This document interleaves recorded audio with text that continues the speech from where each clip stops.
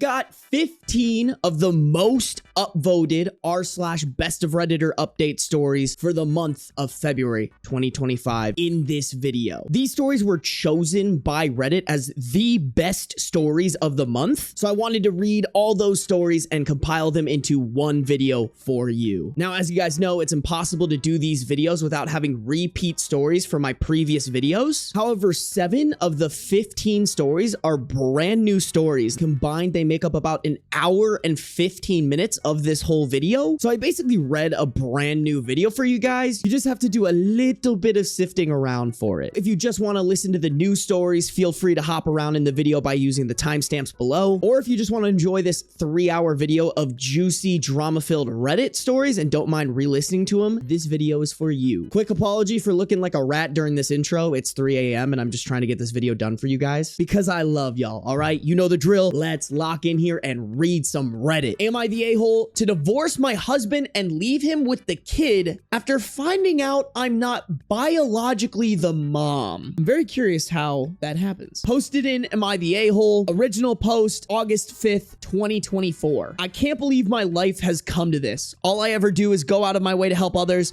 but on the few occasions I need help, nobody ever comes through for me. I, 36 female, have been with my husband, 35 male, for a total of almost 10 years, married for 7. We had what I thought was my child by surrogate over 2 years ago because after 4 years of trying to conceive with no success, despite medical interventions, it turns out I am unable to carry a child to term. I had always wanted to be a mom. Devastated is an understatement regarding how I felt when I found out I have a medical condition that would make it nearly impossible to carry a baby to term. It was even more upsetting when I had to get a major surgery to remove uterine growths with the hope to increase fertility, and complications during surgery warranted a partial hysterectomy involving removal of my uterus only. I still had my ovaries, so we started looking into the cost of a surrogate. It is really expensive. My close friend since college, who'd already had 2 kids of her own, offered to serve as the surrogate for us to cut down on costs. After 2 disappointing IVF sessions that did not result in pregnancy, she became pregnant on the 3rd try and carried a boy to term for us. I was so happy and busy after the birth, between being a mom and returning to work after a 4-week parental leave, so I didn't notice any warning signs. I should have noticed the red flags and warning signs early on, but did not because I was so exhausted from working so much at my stressful job and 2 part-time jobs to cover most of the bills and anticipated medical and legal costs associated with this friend becoming our surrogate. I was the primary breadwinner. My friend and my husband started talking more, and I would sometimes come home from my weekend job to find her already hanging out at our house when my husband was there. I chalked it up as innocuous, and it's good for her to know my husband better since she was in the process of hopefully carrying our child for us. I was grateful to have someone helping us to have a child. I also thought it was weird that our son has brown eyes when both of us have blue. Then I found out that while this is uncommon, it's possible sometimes due to too many genes controlling eye color. Recently, it all came to a head when I took our son to a doctor's appointment and they did metabolic panel and blood tests, which showed that he had a blood type that is not biologically possible to have with me as his mother. He's a B+, I'm an A+, husband is O+. Immediately, I started worrying it was the fertility clinic's fault and that they'd messed up and implanted a wrong embryo. I started lining up lawyer consultations to possibly sue the clinic and looked into having a DNA parentage test done. The test results showed that I am not the mother, but my husband still is the father. I was heartbroken and angrier than ever, talked to lawyers about medical malpractice in the fertility clinic we used. Then my husband confessed that he'd slept with my friend, our surrogate, on a few different occasions during our struggle to have her get pregnant with our embryos. This means what I thought was our son conceived by IVF and carried with a surrogate isn't my son at all, and was in fact conceived the old-fashioned way, which I can't ever do. Livid and absolutely broken at the same time doesn't even begin to describe how I feel. I've been breaking down into crying spells over and over again about this. He claims he didn't ever think pregnancy could result because he pulled out and he had always assumed that he was the reason for our earlier struggles to conceive. both before my hysterectomy and during the IVF insemination process with this friend. Cause that makes it better. Like, oh my God. I felt an immediate triple betrayal from what was supposed to be my husband, my friend, and now knowing my child isn't even really mine. I had such white hot rage and delirium. I immediately left home and stayed at a hotel for almost a week before asking my parents to let me stay at home for a while. I admit I left our son with him. I am now filing divorce because he cheated and betrayed me in the worst possible way. I have also cut off my friendship with my friend, the surrogate, and I feel afraid to trust anyone else now.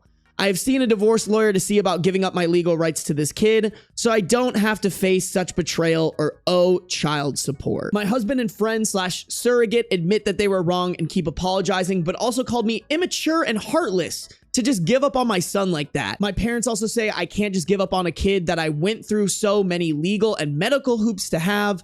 When I told them I refused to stay in a cheater marriage and I'd rather adopt someday with a better, more trustworthy partner, they also told me I was wrong and that maintaining my parental rights isn't much different than if I adopted outright. They said it isn't blood that makes a family. They are all about me divorcing my cheater husband, but keep telling me I'm making a mistake giving up my parental rights.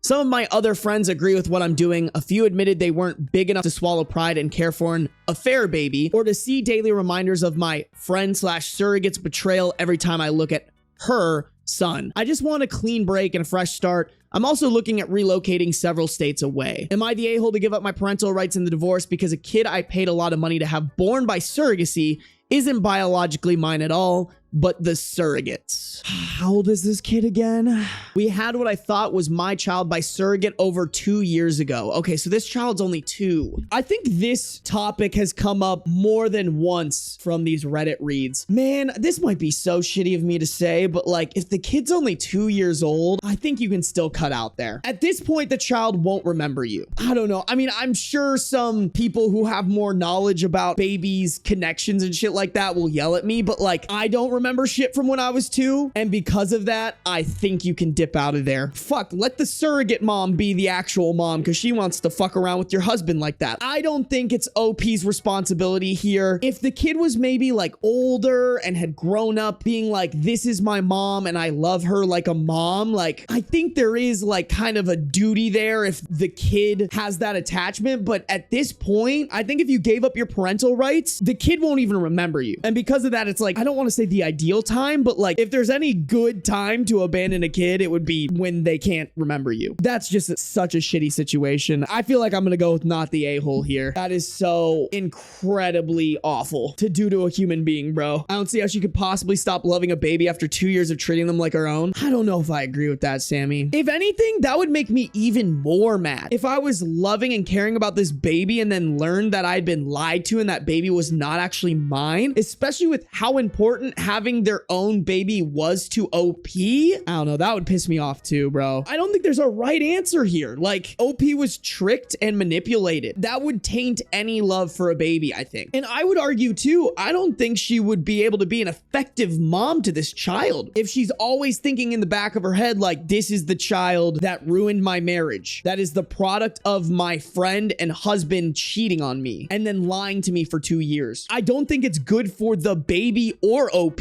for OP to stay. Let's read the comments here. Let's see what the comments are saying. Am I the a-hole? Has no consensus bot, but OOP was not the a-hole. Commenter 1, no, you're not the a-hole. You've suffered a terrible betrayal. Only you can say what's best for you. Personally, I wouldn't be able to look at the child without being hit with the betrayal again and again. Your parents and friends don't have to actually deal with the situation. They don't get a vote. Your soon-to-be ex is a real piece of work. You're immature. I would want to throw up if I was in the same room with him. Please get some therapy to work through this. Don't let those 2 a-holes hold you back from living your best life. OOP, he feels like biological maternity shouldn't matter that much when it means I'm finally fulfilling my dream of becoming a mother. He says that if I adopt someday, I am still going to have to raise a child that is not biologically mine. He has reminded me about what a depressive wreck I was during the infertility, the aftermath of my partial hysterectomy, and how I put him through the ringer because I was obsessed with wanting to have a child. I mean, still not a reason to cheat and pump out a baby with the woman who's supposed to be the surrogate mother. Like, I don't disagree with the fact that, like, being a biological mother isn't the end-all be-all, but that's not the issue, bro. The issue is that you lied to your wife in, like, the worst possible way. He claims that I pushed him away with my baby obsession, and he couldn't deal with me anymore, and that's why he started spraying the way he did. He also says that I can't just turn my back on a child when I legally signed all the paperwork, which is similar to adoption paperwork since the state doesn't readily recognize a child born to a surrogate to be the couple's child, since they base it on the person who gave birth to the child as being the legal mother until paperwork is signed that transfers the rights over. He also claimed that I am going to have a difficult battle ahead of me trying to reverse that. Is that true, chat? If I am a judge or on the jury and I hear this fuck shit, I'm like, girl, you do what you gotta do. Fuck this father and this surrogate. What a fucking coward to try to blame this on his wife. If you were so fed up with it, get a divorce. The answer isn't to start spewing your seed into the surrogate's vagine. OOP should ask her husband and the surrogate to reimburse for the cost of IVF. OOP, I tried and failed. The doctor and clinic I complained to said the IVF costs were associated with the formation and storage of embryos, and the procedures associated with the insemination, not the outcome. OOP responds on her ovaries/eggs being intact or not. OOP, obviously I have eggs if my ovaries are intact, and they extracted eggs to form the embryos prior to the inseminating. There's still eggs remaining there. Okay, so I guess OP could, in theory, still inseminate their eggs. OOP explains the process of the fertility clinic being involved. OOP, the fertility clinic was just involved in the egg extraction, embryo formation, and storage of eggs and embryos. Another medical practice utilizing the in vitro fertilization method with the person I thought would be our surrogate. He did not pick the surrogate for us. It was a personal friend who agreed to do this out of the supposedly kindness of her heart, since she already had 2 prior children and knew that she could carry to term easily and didn't mind getting pregnant. Had we gone through a professional surrogacy practice, there would have been other steps involved and they would have found a few options for surrogates for us, but the costs were way too high, which is why we skipped some steps and a lot of money by going through a friend we thought we could trust. Now I feel like I can trust no one. I don't even feel I could try surrogacy again far in the future because my trust in that is broken. OOP gave some information on the surrogate's family. She doesn't have a husband. She had 2 kids with a long-term boyfriend, but they split 5 years or so ago. Did the surrogate sign legal papers regarding the parental rights? OOP, the only paperwork that was legally drafted was for her transferring over the parental rights to us. Much like an adoption in the event that there was already a mutual off-the-books agreement to adopt from someone already personally known. We were trying to do it as cheap as possible because we don't make much money and the costs that could be avoided were sky high enough, to the point I took out loans for the bank and then picked up 2 part-time jobs on the side to pay toward these loans. Damn, picking up loans from a bank just to have a kid. Holy fuck. Yeah, this is just a fucking mess, chat. She was tricked. My head goes to fraud. They thought they were having a kid that was from their own eggs through a surrogate, and that surrogate committed fraud. We got an update in the comments January 4th, 2025, 5 months later. I'm low on time right now, but we'll be posting a separate update post later. I'm not staying and I'm not caring for him anymore. I was not even offered a choice in the matter at all, which is why I've kept telling myself, 1, I shouldn't want to, 2, I'm comparing myself to men in a similar type of parentage situation, and 3, I have been keeping myself aloof toward the boy I thought was mine. I have no legal rights anymore, no matter what, because she fought to get her son back. I'm actually a lot more upset about losing this child than I presented in my post, and I'm realizing more and more with each passing day. The choice wasn't mine and I lost. I posted that I wouldn't want to be the sucker raising someone else's kid as more of a cope with anything. She got to have her kid, he left me, and I'm stuck with nothing. Maybe Sammy was cooking. That's honestly so much sadder. She was just putting on a tough face for Reddit, but realistically, she wanted the kid. Oh, now I'm sad, dude. There's one relevant comment about OOP explaining being the legal guardian in the question after the maternal test confirmed her not to be the biological mother. OOP, and yes, that is exactly what I've been going through all these months. I have little to no rights. I'm stuck coping with major loss. My best chance at still being this boy's guardian is to stay with that awful scrub of a guy. Hope he lets me stay, and agreeing to let that whore of a friend have 50-50 and be the chump who still pays most of the bills for that unmotivated scrub SOB in the meantime, while he continues to cheat. It also came out that she wasn't his only affair either. He's been cheating all along for most of the time that we'd been trying without success to get pregnant. So for anyone who acts like I'm selfish, I make their blood boil, they can go fuck themselves because they don't know me like that and I don't have any real choice in the matter. The world is cruel and unfair sometimes, chat. That makes me so fucking sad. This poor goddamn woman, it sounds like she got fucked over and is still getting the short end of the stick here. Karma better be fucking real and be coming for this husband and surrogate mother because goddamn is this sad. It's even more sad that she's like, I came to the realization that I want the kid and the only way that that's possible is if I make my life miserable. Oh, this one hurts, chat. This might be so toxic of me. You know what my advice is? I don't know how this would work, chat, but I would figure out a way. Oh, I gotta stay with this guy. Okay, I'm gonna sleep around with whoever I care about. I would only pay for the rent in the house and that's it. I wouldn't let him have any of my food. I'd get a separate fridge so that this fucking freeloading fuck has to figure it out himself. I would only buy food for myself and the kid. I would just make this dude's life miserable, bro. At this point, fight fire with fire. Make sure that you are in this kid's life and telling him how much his dad fucked up. If you really want that kid, make this dad's life miserable to try to make him leave and turn his child against him. You know what? At this point, you're already 6 feet down. You might as well keep fucking digging. That's my shit. Maybe that's the wrong answer. Maybe it could end poorly. I don't give a fuck. If I'm going down fucking swinging, chat. And by God, should OP be swinging right now. My brother has been lying about my life to my conservative, estranged parents, made a fake Instagram. Help. We have a 15 male brother and a 25 male OP.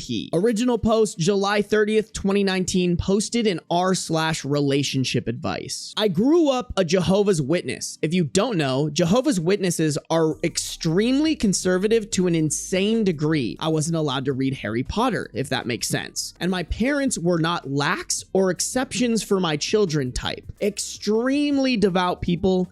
And I'm gay. When I was 16, I was outed horribly by my sister, who found some gay porn that I didn't delete from my computer history. My family, of course, flipped out and demanded I either seek conversion therapy or get out. Luckily for me, my aunt had also defected from the church, so I was able to move in with her.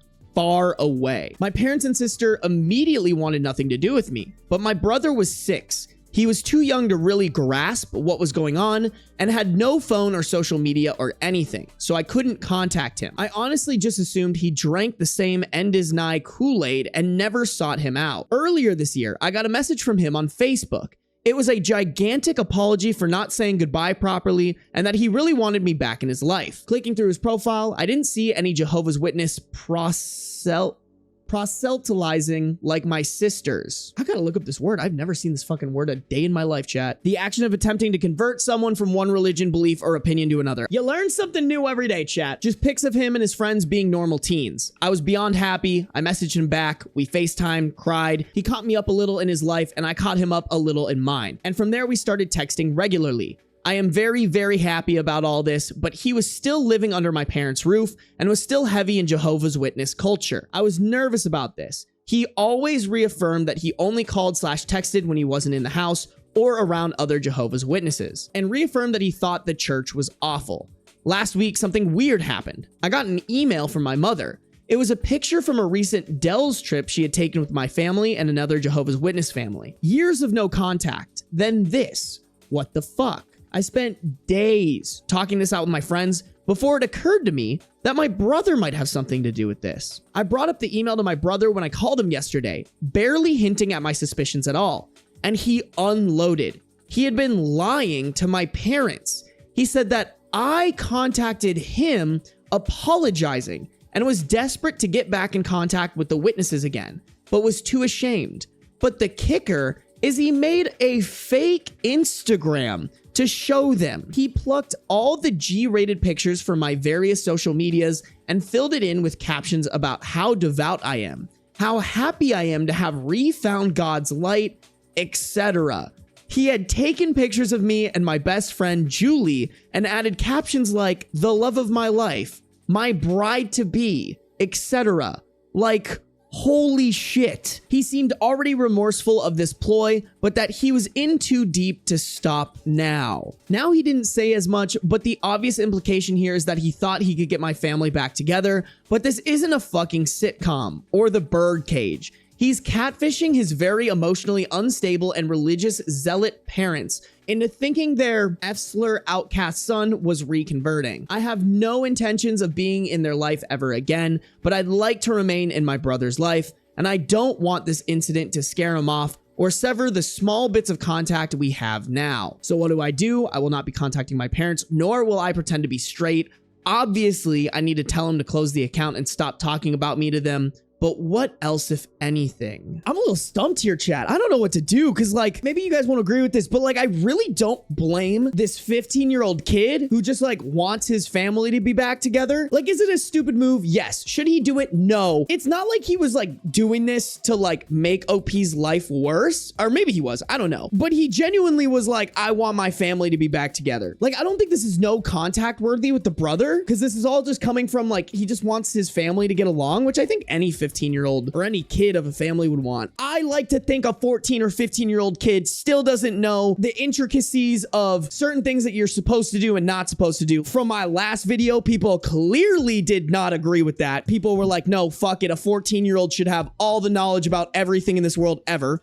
Don't agree with that. I'm not trying to discount that this maybe is malicious, but what I'm saying is I'd like to give this 15-year-old the benefit of the doubt. If you grow up in a cult, manipulation is natural. That's a good point too, kid. It just sounds like some dumb shit a kid would do. Like, he never put it together. He was just like, I want my family to be together. Oh my God, guys, is the music playing right now? Has it been playing this whole time? Fuck you guys. I can't believe I left the music on. That's so stupid of me, chat. Brother, not worth it. No offense, but it feels icky what he pulled off to this stunt to fake an account. Nah. Are we really going to expect a kid who grew up in basically a cult to be able to know what he should or shouldn't do? Me personally, I want to go with no. I think for me, it's because I want the happy ending of like, the brother realized what he did was wrong, and it really stemmed from him wanting to leave his family, and then he goes and lives with the aunt, and him and the brother live happily ever after. I guess maybe that's where I'm coming from here, is like, I'd like to see the happy ending. All religions are technically cults. That's a hot take, Nightshade. I do not disagree with you. We have a commenter who said, he's still in a cult and is trying to drag you back in. I would not be surprised if your parents put him up to that. I'm sorry, but you have to cut him off if you want to remain safe from them. Report the copycat Instagram and have it taken down. Me personally, I want to talk to him first, but you know what? I didn't even consider this. This could be the case. OOP, that was one of my first thoughts, but I don't know. He seemed very genuinely engaged with my life in a way that didn't seem coaxed/trained. He also had pictures with friends in gay pride flag shirts and has talked about going to parties, drinking, smoking weed, Marvel movies, etc. The internet seemed to connect him away from the cult as it did for me. Plus, if this was some elaborate ruse, why would he make the fake Instagram in the first place? Also, if me barely coaxing exposed everything, my brother clearly can't lie well. This makes a lot of sense to me. I'm back on the give him the benefit of the doubt train. Top comment, maybe he wants grounds to escape to you. Look, bro's all fixed. I can go visit him during the summer without being banished. I don't think it was a ploy to drag you back in because he wasn't trying to convert you. He was trying to deceive them. If this could help him have a sane and safe outlet, that'd be great. He may also really miss you and just wish you could be unbanished. But you obviously should not have to put on an act to go home. Entirely, fuck that. But the poor kid is trapped and odd coping mechanisms are to be expected, really. Thank you. I feel like this is exactly what I was trying to say, but maybe didn't put out there, is like, kids have weird coping mechanisms with things. I'm most curious about what his intentions were. The update, August 2nd, 2019, about 3 days after the original post. I'd like to specifically thank user/myman for his comment, which is the comment we just read, which suggested that this was not him trying to rope me back in, but him trying to escape the cult. You were exactly right. Today we talked for the first time since our conversation. He took down the Insta after our conversation, which I hadn't noticed at the time of writing the post, haha,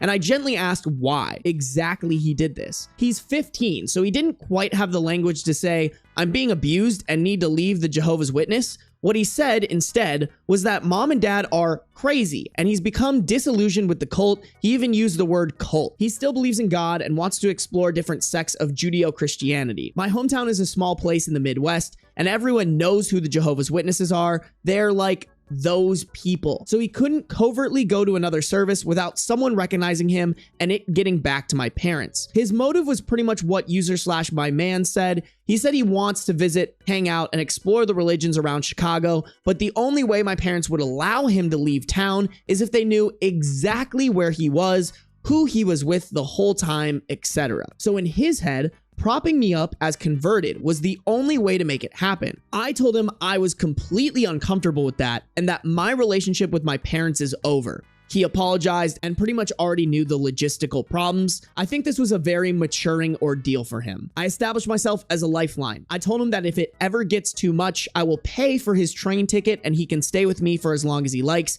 even moving in for the remainder of high school. And I mean it. I have enough space and my aunt will help with childcare / extra expenses.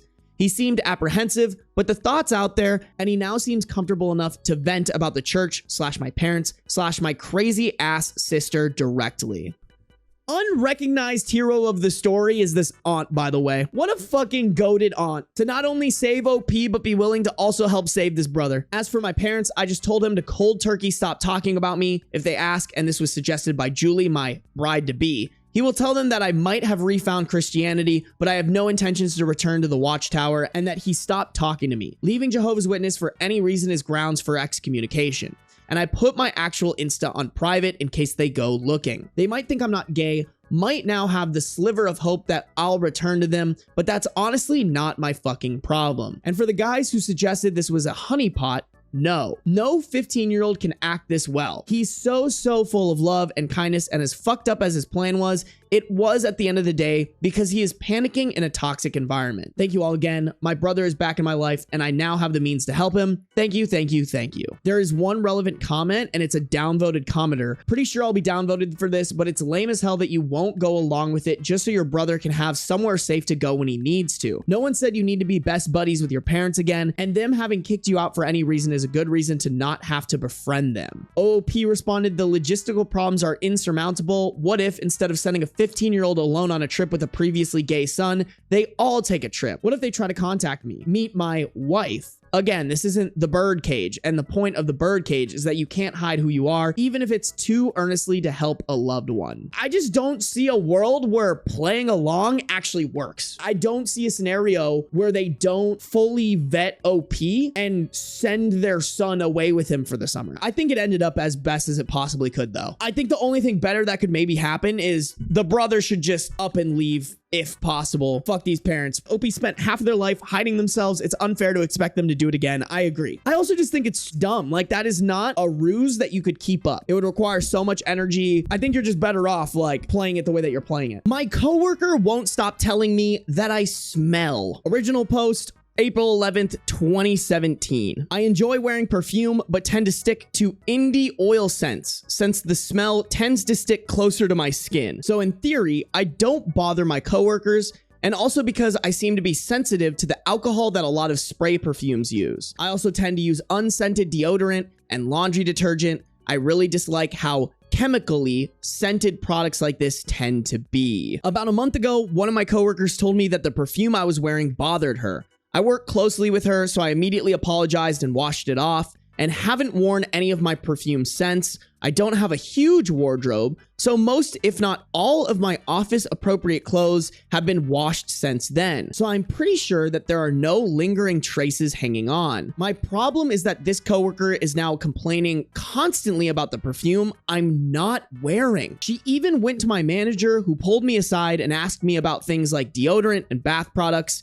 I've tried to explain to my coworker that basically nothing I use is scented anymore, but she makes exaggerated sniffing noises and says things like, "Oh, patchouli again?" when I get near her. Again, I am not wearing any perfume. My deodorant is unscented. I shower every morning and my body wash is lightly lemon scented and doesn't stick around. It's reached the point where it feels like juvenile bullying, and I honestly don't know what to do. Y'all know my limited experience with the corporate world. Is it bad that my brain, like if this is me, my instinct is to fight fire with fire? She says, "Oh, patchouli again?" I go, "I'm not wearing patchouli. Are you bullying me? Do you just not like me? There's no patchouli on me. Hey, you over there, come smell me. Do I smell like patchouli?" Like, I'd start fucking putting this person in uncomfortable situations, and then I would be going going to HR. I'd be going to the manager and being like, she keeps telling me I smell bad. I wear unscented everything and stop putting on perfume just for this person. They're still saying I smell bad. I think it's bullying. Please tell them to stop. Does that make sense? Like, I don't know if that's like a bad thing to do. I don't know if like in the corporate world, it's not a good thing to fight fire with fire, but being passive doesn't seem like the right move to me. And therefore, I think the answer is be active about it. Go to HR. This is a hostile work environment. This is definitely hostile. And at this point, you've done everything that you can. You played defense. Now I think it's time for offense. I'm kind of torn on this one. Not gonna lie. I'm really sensitive to smells. Okay, but it sounds like those smells aren't there. Patchouli is hard to get out of clothes.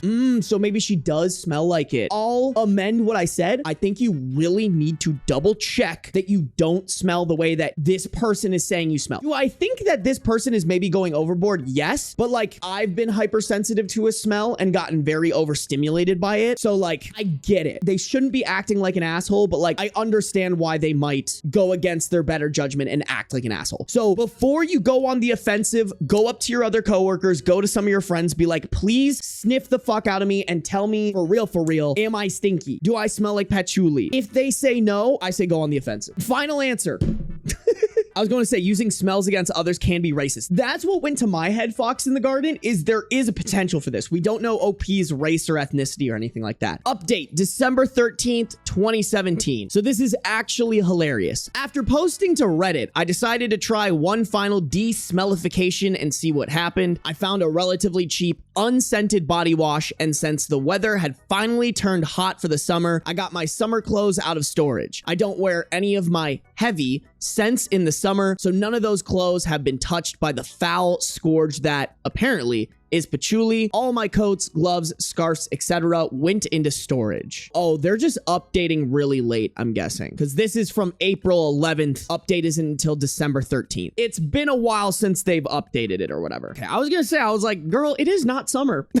Monday, I go into work wearing summer clothes. Coworker makes a comment. I go into my manager's, who is fortunately a super chill lady, office and ask her to smell me. She knows what's going on with coworker and agrees, gets very close, sniffs, confirms that I am almost creepily unscented. Her words. Tuesday, coworker says something again. I ask another coworker who didn't know what was going on if she will sniff my cube. Thank goodness all this happened during a slow week. In front of a coworker, she walks around my cube, sniffing my chair and desk. Coworker looks embarrassed. I'm guessing the coworker that looks embarrassed here is the one that's making the accusations of smelly OP. Wednesday, coworker says something again. I lose my patience and tell her, look, coworker, you are clearly the only one smelling anything in this cube. Maybe you should go to the doctor and get checked for a brain tumor or something. Maybe you're pregnant. Coworker doesn't respond, and so I look up to find her looking absolutely stunned, like the world could have exploded right then, and I doubt she would have noticed. She's super distracted the rest of the day. Thursday,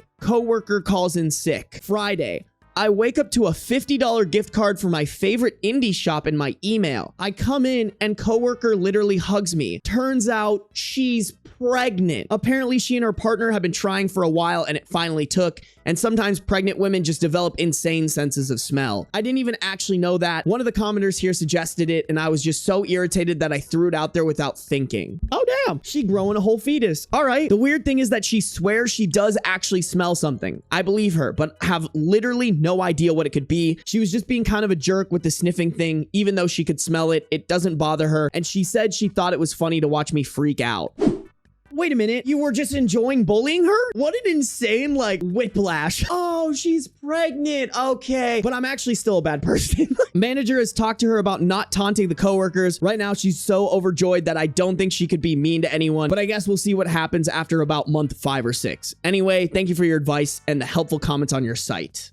I don't know how to feel. It like ended fine, but like still it was like, oh yeah, she's pregnant. Thanks for helping me realize that. But I'm still an asshole. I was doing this for fun. I just wanted to tell you that you smelled bad because I wanted to see you freak out. What a weird ending. What a weird person. That's so funny when some fuck shit is happening in your office to a point where people are literally sniffing you and your cubicle. Imagine someone just walking around my desk right now fucking sniffing me and my area. I probably smell stinky though. My boyfriend staunchly believes we did an art class together together a long time ago. We never did, and it is tearing our relationship apart as he thinks I am lying, and I don't know what to think. We have a 31 female OP, 30 male boyfriend. This was originally posted in r/relationship advice, and the original post was November 29th, 2019. This is kind of weird, but I'm at the end of my rope with this. Me and my significant other, Tom, recently started dating again. Currently, we've been together for 6 months now. We were a couple for 3 years ago during university. We were close back then, but I ended up getting an amazing job offer from a big tech company and was required to relocate to SV. Tom, unfortunately, was being forced to look after his 2 younger siblings after his mother passed away. We ended up separating when we realized it wasn't going to work. Last year, I moved back home after I went through a painful failed engagement and a combination of burnout and my dad not being in good health. We ended up getting back in touch, and one thing led to another. At the start of this month, I moved in with Tom after his final younger brother moved to go to university. Stuff was great and I was happy, and he seemed happy. Then something weird happens, and I don't know what to make of it. 2 weeks ago, we were talking about redecorating and renovating, fixing 2 decades of wear and tear. Tom offhandedly mentioned that he still had paintings we did together in art class. This really confused me. I have no memory of doing this art class, but he remembers it like it was yesterday. This led to kind of a weird argument where I denied this ever happening, but he would not drop it. Eventually, I just kind of pretended to vaguely remember just to get out of this. He didn't believe me, and he spent 4 hours digging through Facebook, his computer, and even dug out his old cell phone. He found nothing. He seemed hurt and confused, and I begged him to just forget about it. However, this started eating at me all of this week. My ex-fiance would do this. He would lie and give different accounts of events or claim things happened that I didn't remember. However, they were always minor and meant to hurt and almost always bullshit. This was just weird. I ended up spending hours combing through my records and found nothing. He said we went and bought our supplies at a specific place. I have no bank records of that. I have no records of this ever happening, and I even asked a few people I used to be friends with who never remembered this. It bothered me a lot. On Wednesday, we went to Tom's storage unit to fetch some stuff, and it immediately turned into him hunting for the art. He swears he put it there. He even remembers him putting it there so vividly, but there was nothing. There was some art, but from his family, and nothing matched what I apparently painted. Apparently, I painted some sort of cute pink donut from some gum commercial, or what he painted. He even went on to vividly tell me how we would go and grab food before heading over to the college after a certain class we had together. But I don't remember this at all. I was annoyed, really annoyed. We had a big fight driving home where Tom complained that I just don't remember. I was telling him I think he is wrong. It was awkward that night, and I broke down and told him he was wrong, and this isn't going to work out if this continues. Today has been really awkward, and I feel this stupid little thing of no significance is going to rip this relationship apart. Tom seems dead set in his way, and I was honestly considering that this is a sign of mental illness. But this is the first time I have ever seen him act like this, and it bothers me so much. What am I supposed to do? I feel even if I finally say, oh yes, I remember now, it's just going to lead to a huge argument. I'm curious to see what your guys' predictions are, but my prediction here is OP's boyfriend is doing the typical man thing where they don't want to be wrong and they can't drop something as little as this. Let's be honest, guys. He's probably mixing her up with another girlfriend. Now, I can't confidently say that this is like a girl that he was cheating on OP with because the timeline here is confusing. They dated during university 3 years ago, but it never says how long they were dating. Did they date for all of university, half of it? I don't really know. But my thought is he's mixing OP up with another girlfriend and another date that he did with another girl. And then OP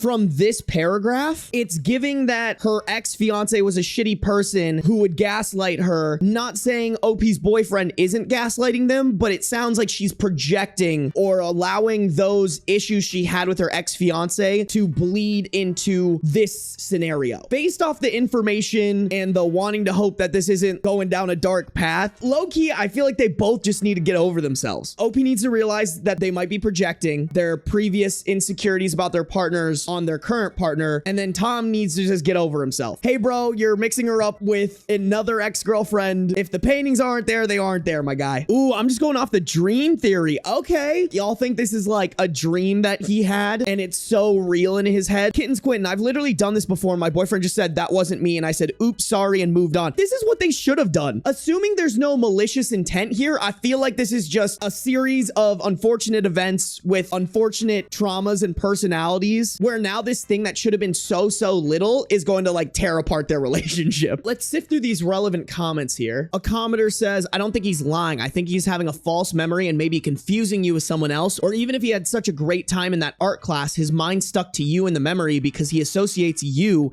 with great experiences through his life. I think he's having a hard time letting it go because it's making him feel crazy and he is questioning his own sanity. At some point, we all remember things incorrectly and it can be very disconcerting if there is something that goes against what we know to be true. OOP then responded, so the part that bothers me is he is dead sure of when it was happening when we were a couple. Specifically, he is dead set that it was every Wednesday after we had a certain class. He remembers the specific class, the professor, and the fact that it ended around 6 p.m., which is 100% true, but he remembers us going to this art class for 2 months afterwards, which didn't happen.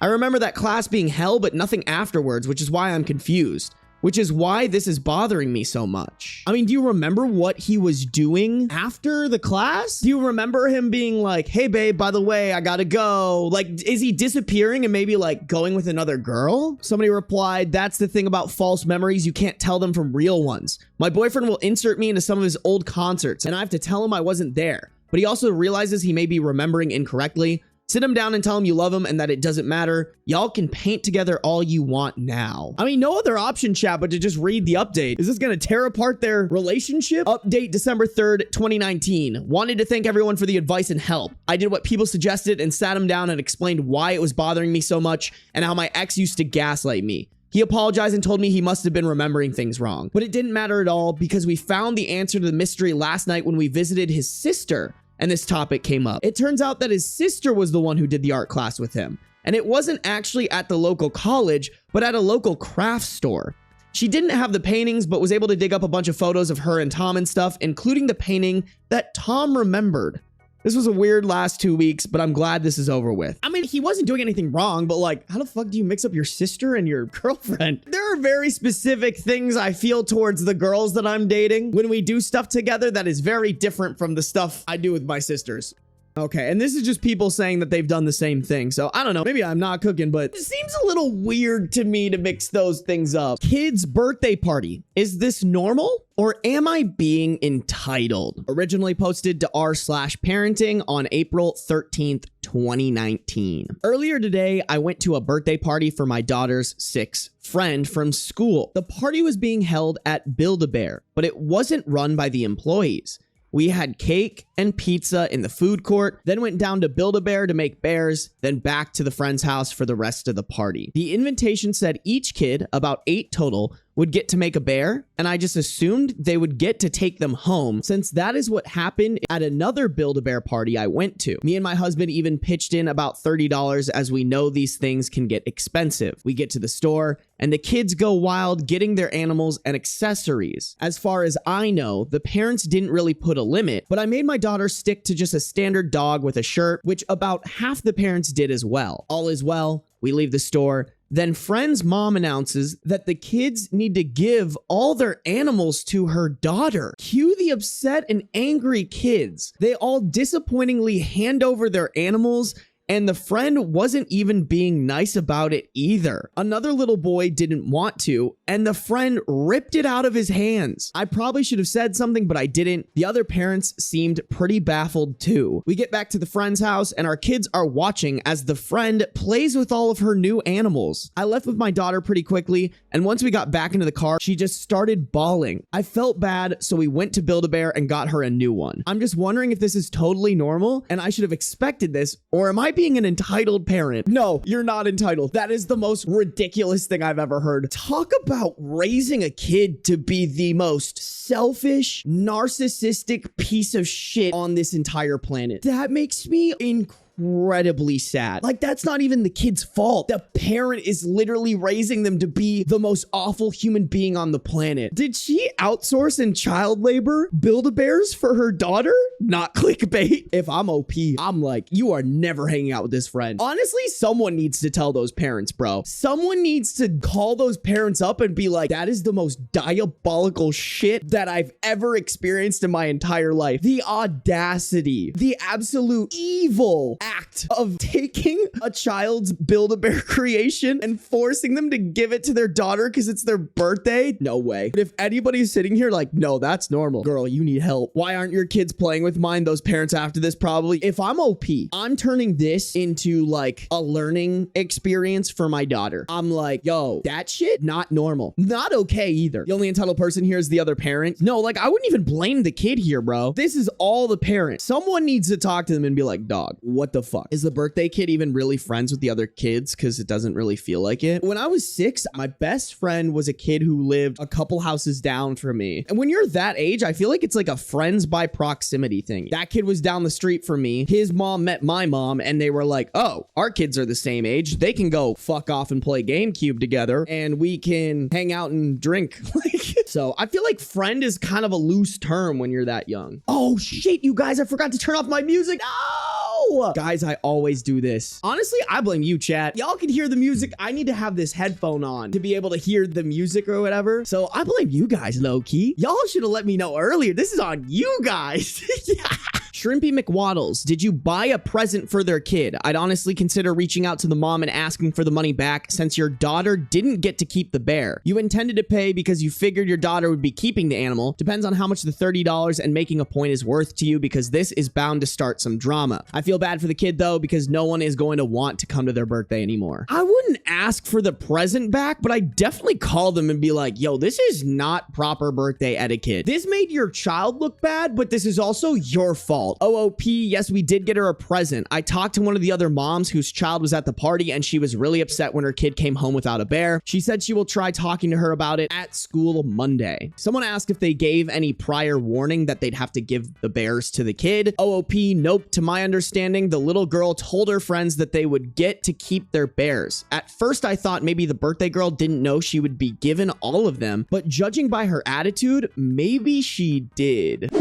This commenter is asking, this must sound bad, but are they weird or off in any other ways? Are they foreign or extremely poor or just super snobby, clueless, rich people? This just seems so beyond the range of normal, especially if they didn't pick up on the social cues of the parents and kids of being horrified by their expectations. OOP, they're big people in the community, always volunteering. They are pretty rich and do seem a little snobby and better than everyone else. I feel like that's good to know. Kind of paints the picture better of these people. This is just specifying that they didn't book this party through Build-A-Bear. It was like, we're gonna go to Build-A-Bear as a group and do this activity. Update. This afternoon at school pickup, me and another parent had a chance to talk with the mom of the party. It wasn't a long conversation, but I'll do my best to reenact it here. Mom's fake name will be Karen. Insert awkward small talk here. Karen, I hope the girls enjoyed daughter's party the other day. I know daughter had lots of fun. The other mom. Haha, yeah. I was actually wondering about the whole daughter getting all the bears thing. The kids seemed pretty upset afterwards. Karen. Oh yeah, we wanted daughter to have a special animal decorated by each of her friends. Me. Oh, okay. I was just wondering why the kids didn't get to keep their bears. I even pitched in a little bit of money, assuming the bears would go to the kids. Karen. Well, I didn't have enough money for each of the guests to make their own. That would get pretty expensive. If you want your money back, I'll see about getting it back to you. I don't really see the problem though. We wanted daughter to have a special animal decorated by each of her friends. Followed up with, we didn't have enough money for each of the guests to make their own.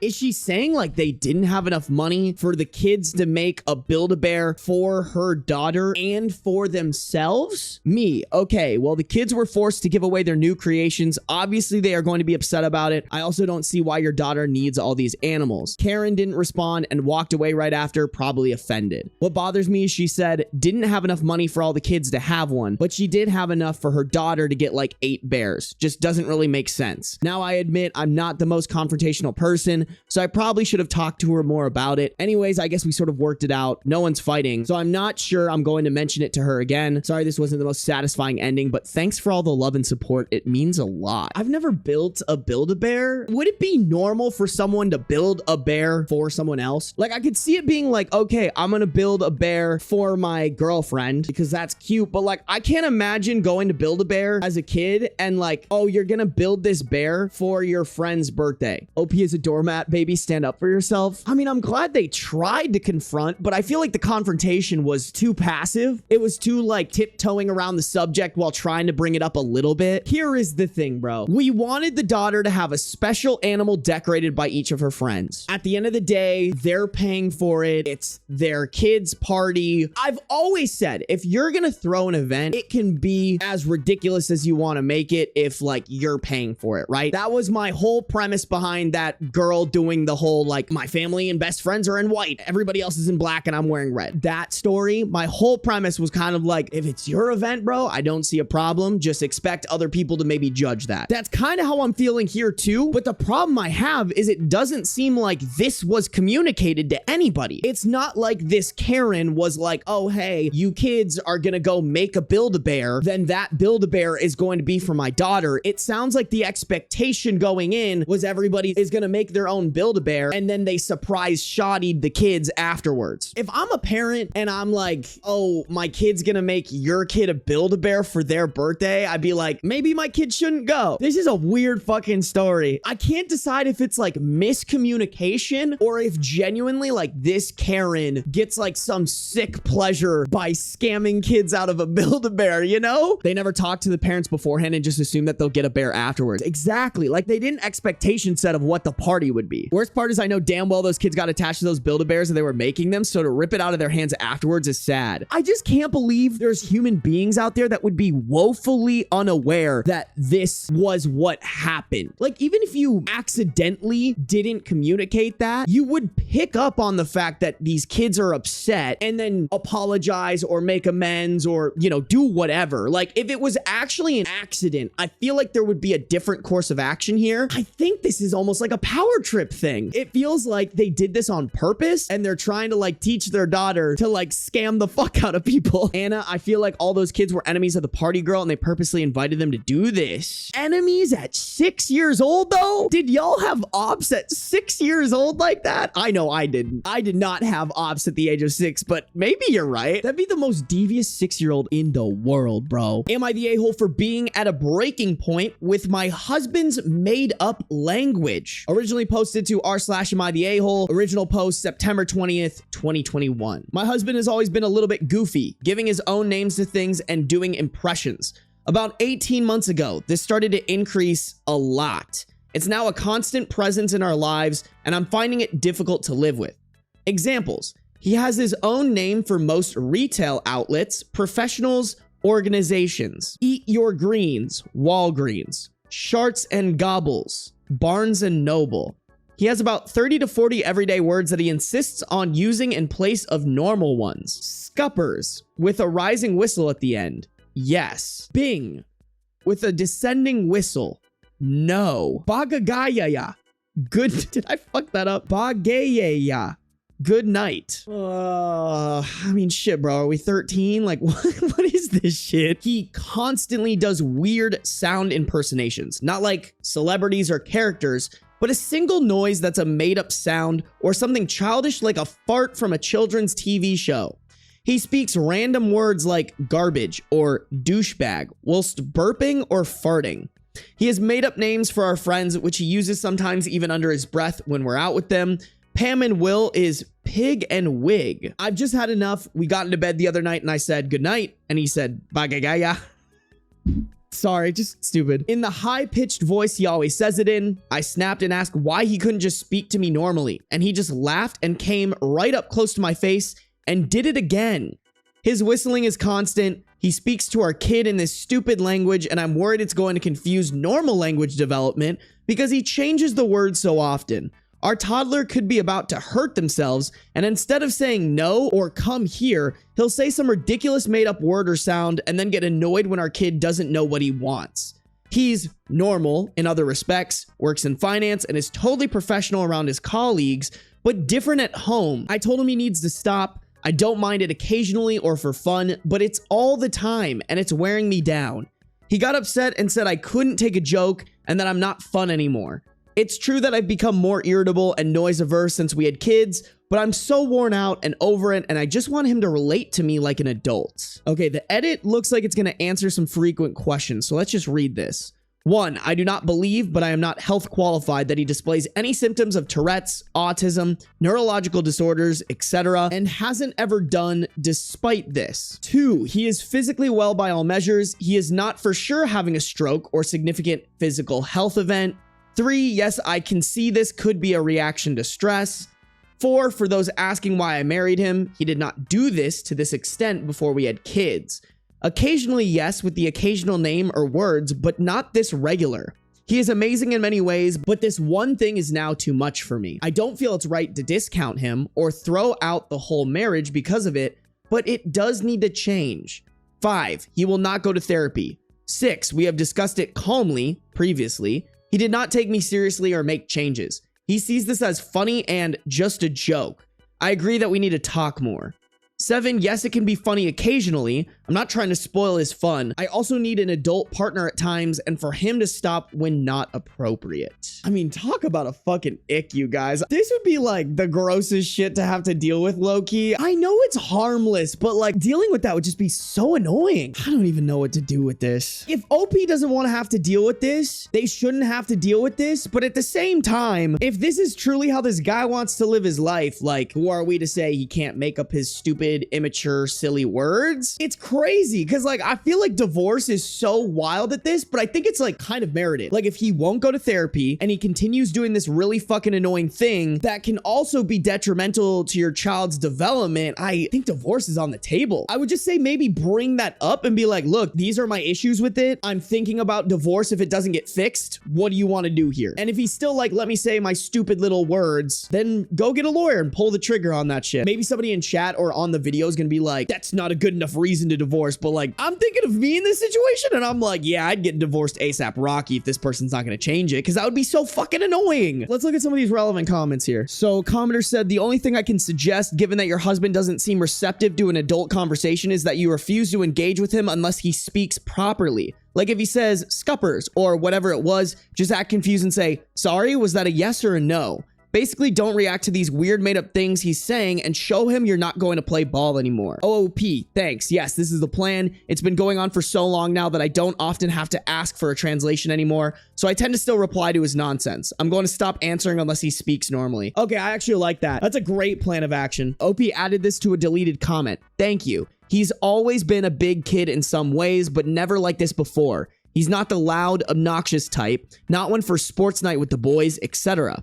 It's like it was a small quirk before, and now it's taken over his whole personality. I think he'd blow up if I suggested it was a mental illness, though. All right, so they verdict not the a-hole. OOP updated March 8th, 2022, 8 months later on the same post. Update, it's been several months since I posted this, so I thought I'd come back to update as requested. He eventually agreed to get checked out, confirmed neurotypical and no other health concerns. We were referred for marriage counseling and he wouldn't go. I ended it and I'm slowly rebuilding my life. Honestly, this post was just the tip of the iceberg and I'm exhausted, but glad to be out. He also ended up really insulting our close friends and it all spiraled into complete hellfire. I mean, man, what an underwhelming update. Holy shit. OP just gave us baseline. I want to know, like, how did this blow up with the friends? Honestly, chat, just me being nosy. I want to know how everything fell apart. But if this is a deal breaker for you and he wasn't willing to change it, I totally get it. Pharmacist wants to know why I don't swallow pills. Now she knows. Originally posted in r/traumatize them back. Original post January 7th, 2025. I, 28 female, went to the doctor this morning because I felt sick.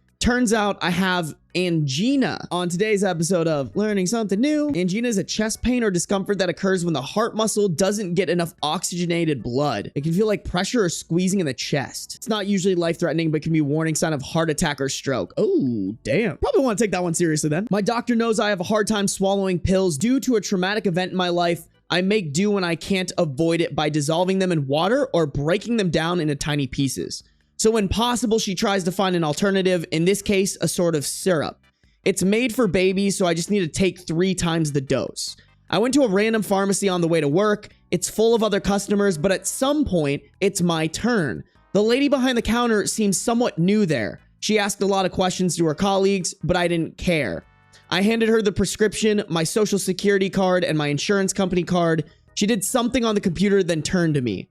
"It's for babies," she said coldly. I know, I need to triple the dose. It's easier for me to take the medicine that way. And instead of just giving me that damned medicine so I can be on my way, she snorts. "Yeah, but you're an adult, and you are way over the required weight for the pills. I'm around 105 kilograms / 231 pounds, so thanks for the free fat shaming." I tried to stay calm, even if I slept badly the last 2 nights. "I know, but I want the liquid medicine anyway. Just give me the bottles so I can go to work, please." She wasn't pleased, but went to look for them, and she came back empty-handed. "We don't have any left. I need to order it. It'll be here on Thursday." As I was considering whether to order them here or try another pharmacy during my lunch break, she got impatient or something. "Don't you think it's childish to not swallow pills at your age?" She said that loud enough the 2 pharmacists around her and a good dozen clients heard her. I blushed quickly, but decided for once to push back. I was better at it before I tried to kill myself by swallowing sedatives when I was in high school. "Sorry, nearly dying makes it hard for me to swallow pills." I said it loud enough everyone heard it. Her mouth closed and she turned pale. She stammered something, maybe an apology, I don't know. I took my prescription that was in front of her. Editor's note, since there has been some confusion, this is the prescription that the doctor wrote, not the medication. The cards, I put everything in my handbag carelessly and left. I was twitchy for the nerve. When I drove by the pharmacy a few minutes later, she wasn't behind the counter. I hope that'll teach her a lesson. Don't ask questions you're not 100% prepared to get an answer for. Classic traumatize them back, like mind your own fucking business. Are you really that passionate about pharmacy to the point where you have to like guilt and shame your customers who are just trying to get their medicine so they can feel better? Why are we doing all that? What is the point? Let's check out some of these comments here. Okay, this commenter, ex-pharmacy staff here, it's not her place to judge or question. If the dispensing pharmacist has a question, they can confirm the prescription with the doctor who wrote it. Very unprofessional. Please make a complaint to her supervisor. OOP. My doctor looked up the precise medication to write it down for me so I can have it. I probably will go back to complain. Update on the same post, January 10th, 2025, 3 days later. On Tuesday after work, I went to another pharmacy with my prescription. The pharmacist, a bit surprised, asked me if I wanted liquid like it was written or if I preferred pills.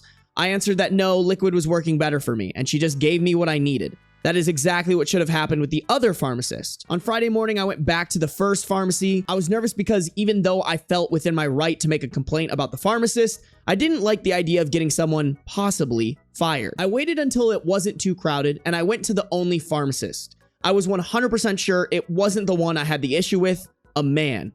So I was here on Tuesday morning for 3 bottles of medicine, and it didn't go very well. He let out a long sigh with name. Right? OOP? Probably. I wasn't paying attention to who she was. I just wanted the medicine and to go to work. Pharmacist? That was name. She doesn't work here anymore. OOP. Good. I blurted. The pharmacist made a half small laugh, half huff. I realized that saying good might have been a bit rude, and my mom raised me better than that.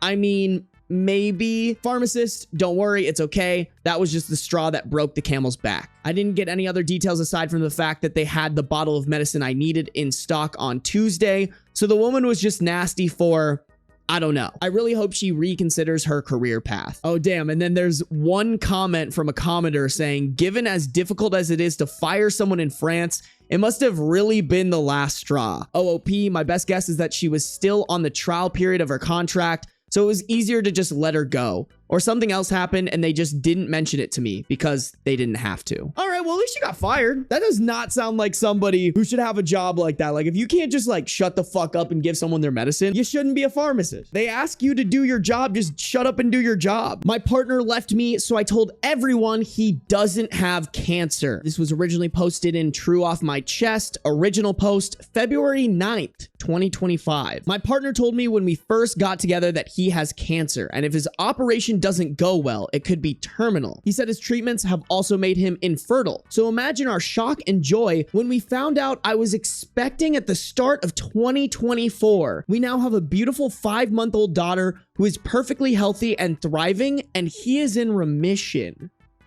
Y'all, I know it's like the first 2 sentences and maybe I'm getting ahead of myself, but like, is this like the most elaborate baby trap situation we've ever seen? My pregnancy was difficult and lonely because of all the intense treatments he went through while waiting for his operation. I did a lot on my own, knowing he desperately needed this to have the best chance possible of shrinking his tumor before having it removed so we can have a long, happy life together as a family. He is currently living with his mom while he is in recovery so that it takes the pressure off me caring for both him and our baby until he is well enough to move into our new home with us. He still comes to our house and we go to his mom's all the time, so our baby isn't missing him. And on Wednesdays, he has his daddy-daughter days where it's just the 2 of them to make sure they are bonding well, and he has the practice until he is well enough to care for her at home full time and give me a little break too. Last week, we had an attempted break-in at the house. Editor's note, OOP posted about it a few days ago, but it was deleted. I asked him to come over and stay here while I'm waiting for the locks to be changed because I'm scared, but he wouldn't. I was talking to his mom too, who slipped up telling me he wasn't home. Long story short,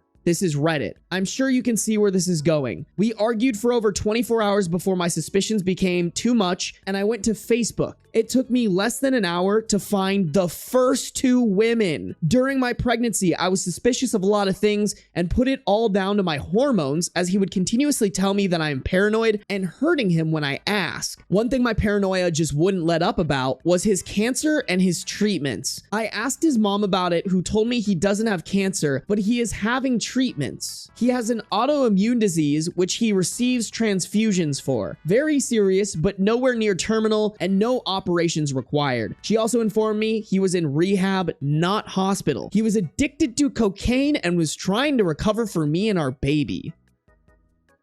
Hold the fucking phone. What is happening right now? So not only did he not have cancer, but also he's cheating on her. But also, you're having a baby with this man and you never bothered to check his Facebook? Hello? Like, you should have done this hour of due diligence before you popped a whole ass human being out of your vagine, bro. Did she say how long they've been dating? I need more info into this relationship. This is insane. I never mentioned to him that I knew. I assumed it was the embarrassment of wanting to get clean without me knowing so he could be a good partner and dad. I was so proud of him for getting that help that I never spoke about it. With his autoimmune disease, his mom explained how brutal it has been for him and that he did have chemo a few years back, so maybe that's why he's confused. Pregnancy brain is a real thing, or maybe I'm just too blindly in love because I accepted this and never questioned it again. So homegirl knew that he didn't actually have cancer and he was in rehab because he was a literal drug addict, and you were just fine with that. Speechless. I have no words. Like, don't get me wrong, this guy is bad. I'm also kind of like, girl, there were so many flags. The flags were not redder. And it's not like there was, oh, one here, oh, one way in the distance. These are glaring, honey. I get that it's hard to like admit that you have a problem, but lying that you have cancer and then accepting that lie and not only continuing your relationship with them, but then bringing a child into the equation? Damn, I thought it'd be messy, but I didn't know it was gonna be this messy, bro. After discovering the first 2 women, I sent my partner a message telling him to let his girlfriend know I'm asking after her and not to bother coming home anymore. I've had the locks changed from the break-in so he can't get in. He panicked and started begging me to answer the phone and let him come see me so he can explain everything. I started to see everything through clear eyes for the first time and realized how long he had been gaslighting me for, and told him no. Realizing he couldn't get through to me and now aware I was trying to contact his girlfriend, he panicked and went to her instead. During that time, I found a photo she had shared of the two of them and shared it to my profile with the caption, "Can someone please ask this woman to contact me?" She instantly blocked me, but her sister got in touch with me instead. Apparently, the family has never trusted him and knew something was wrong. This affair is serious enough to have met the family. She says he has told her not to speak to me as I'm a deranged stalker he slept with once years ago and have been hunting him down trying to convince people my baby is his. Insane work. Y'all, I'm a yapper. Y'all know I'm never speechless, brain broken. What a story to start off with. I sent her a photo of the birth certificate and us in the hospital together to show her sister before he can lie to her anymore. During this, I am also messaging another woman who is furious at what he has done and is helping me with all the information she is aware of. She tells me he broke her heart by cheating on her without even knowing he was cheating on me too. So far, I have the current timeline. Chemo in March, a 19-year-old. Rehab in April to July, a woman of an appropriate age this time, but also cheating on her. August to now, his 20-year-old girlfriend. Wait, we don't even know the ages. All right, OP's not the best storyteller in the world, but by God, does she have a crazy story to tell. I then find out his emergency cancer medication that he had to leave for in the middle of labor was actually him leaving because my 2 failed epidurals had me screaming in agony, begging the doctors for help because I thought I was dying, while the emergency team rushed in to place extra monitors on our baby who was in distress. And all of that was a huge turn on for him. So he needed to go sleep with a 20-year-old before making it back just in time to kiss me before I went into emergency surgery. Oh, ew. Just fucking ew. This was Sunday. It is now Saturday the following week. I made a post on Facebook calling out my partner for his actions with photographs, medical notes, and evidence, and asking people to leave me alone on Tuesday after 48 hours of no sleep. Multiple calls to the crisis team, and a barrage of harassment from his friends and family who want to sue me for character defamation. If this was a regular affair, I'd lick my wounds and move on. But I have now learned I have been leaving my daughter alone with a drug addict who is not only claiming he doesn't know me or his daughter to others, but also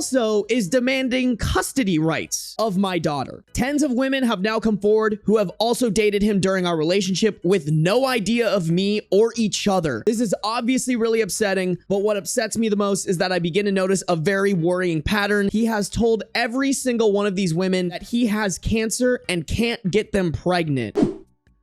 Yo, I was right. It was totally a baby trap. That is, whoa. Is that like kind of technically like stealthing or some shit? Like telling someone you're infertile when you are fertile and like hitting it raw? That doesn't seem legal, chat. Guys, I've never wanted a story to be more fake than this one. If humans like this exist, I give up. It's definitely stealthing. It would be classified as R-word in a lot of places. Holy shit, that is...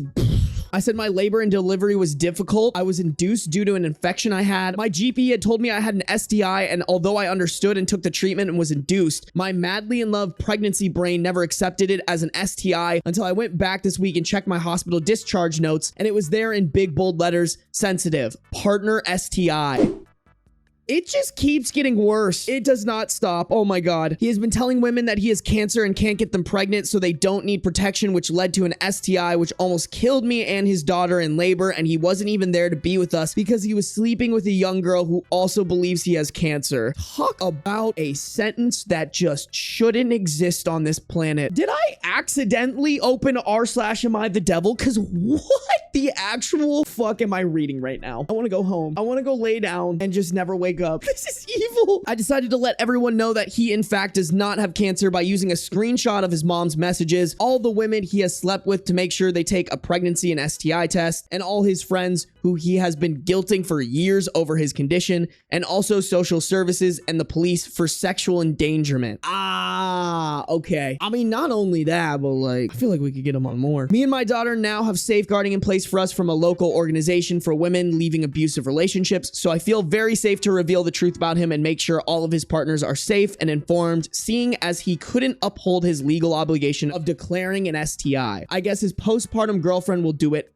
for him. I have also had contact from many of his old friends, band members, and ex-partners who have all gave me testimonies to use for the police and as backup for if his mom does in fact try to sue me. This man has been lying and manipulating women for over 9 years. So far, everyone is now aware of his lies, and I am waiting for my in-person meeting with the police. I can't imagine any updates from here, as it will only be a legal battle that probably can't be shared, but if anything else of interest comes to, I will make sure to write about it. Oh, also, my partner is a primary school teacher.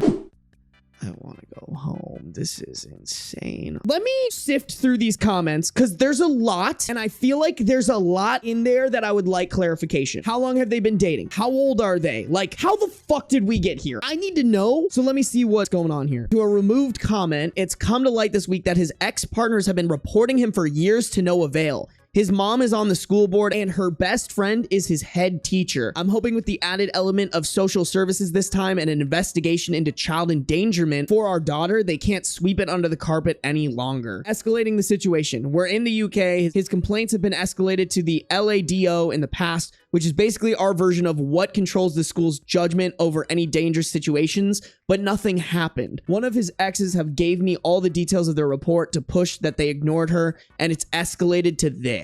What kind of shitty school board is hearing this from multiple women and isn't like, huh? Like, let's fire this fucking idiot. So someone asked what STI he passed to OOP, and OOP responded, "At the time, I refused further testing in denial and regret it so much. I was just given a course of antibiotics, and because my symptoms went, they left it at that for me. All I know is from the STI being untreated for so long, I ended up with strep group B, 2, which is why I needed to be induced. So I was on an antibiotic drip when my waters were broken, so my baby would be safe. She's perfectly healthy and faced no issues, luckily. I think I've been lucky, and whatever it was must not have turned into an STD because my medical documents only say partner STI. We also haven't slept together for a very long time now after my surgery, so I know I'm at least safe now." Okay, so someone's asking about how he managed his time with a job, a baby, a girlfriend, a mother, and many lovers. OOP. He would disappear from time to time and switch his phone off a lot. Not living together was a huge help for him. He would tell me he needed set days and times, etc., as he can only work in routines for his recovery. Obviously, I can look back now and see that really, he just needed to know which girl was where and when. I've been told by multiple people now that he will often just don't turn up to work because he's on a bender or at a woman's house, and I was kept in the dark because his mom's best friend is the head teacher and would cover for him. Holy fucking shit, that was insane. This has got to be the most evil human being that I've ever seen. The flags could not have been redder. If the doctors are telling you you have an STI, you should probably trust them. Were the doctors just not going to be like, "So, hey, bestie, like, now that the baby's out and, like, you're safe, let's address this, because, like, this wasn't a typo. There's only one way that this happens usually." Just insane. As someone who's blind to red flags, I would like to think I would at least see this shit. That man must have been sending her to orgasm heaven with that STI infested dick because there's no other excuse. The red flag was jumping in her face and she ignored it. This woman is the victim. No doubt in my mind. We gotta point out the fact that, like, honey, neon flashing sign, red flag. And I'm only acknowledging it for the sake of, like, if y'all are in this situation, please, for the love of God, see the red flags. Don't ignore them. Please, please, please, please, please, please, please, please, please. Update in the comments, February 10th, 2025, next day around 9 hours later. I've spoken to the police this morning. There is nothing they can do unless they find the drugs on his person in the school. So nothing is stopping him snorting a line before he starts work as long as he takes nothing else with him. They've implied the loophole is that they catch him behind the wheel, and if some reported him driving on drugs, they could catch him that way. Okay, so this is my limited knowledge of cocaine. Isn't that something that doesn't last an entire school day, chat? Like, a real addict is gonna take it to school with him. Also, aren't there so many other charges we could arrest this guy for? Sexual endangerment. I feel like R-word or at least stealthing is a good case. Like, why are we focused on the drugs? Cocaine hits quick and the effects wear off quickly too. They could catch him. Like, it's very probable. They said they can confirm that multiple reports and investigations have begun before even my report, so they are unable to share much information with me, even though his case involves me, but they told me it is imperative I apply for Claire's law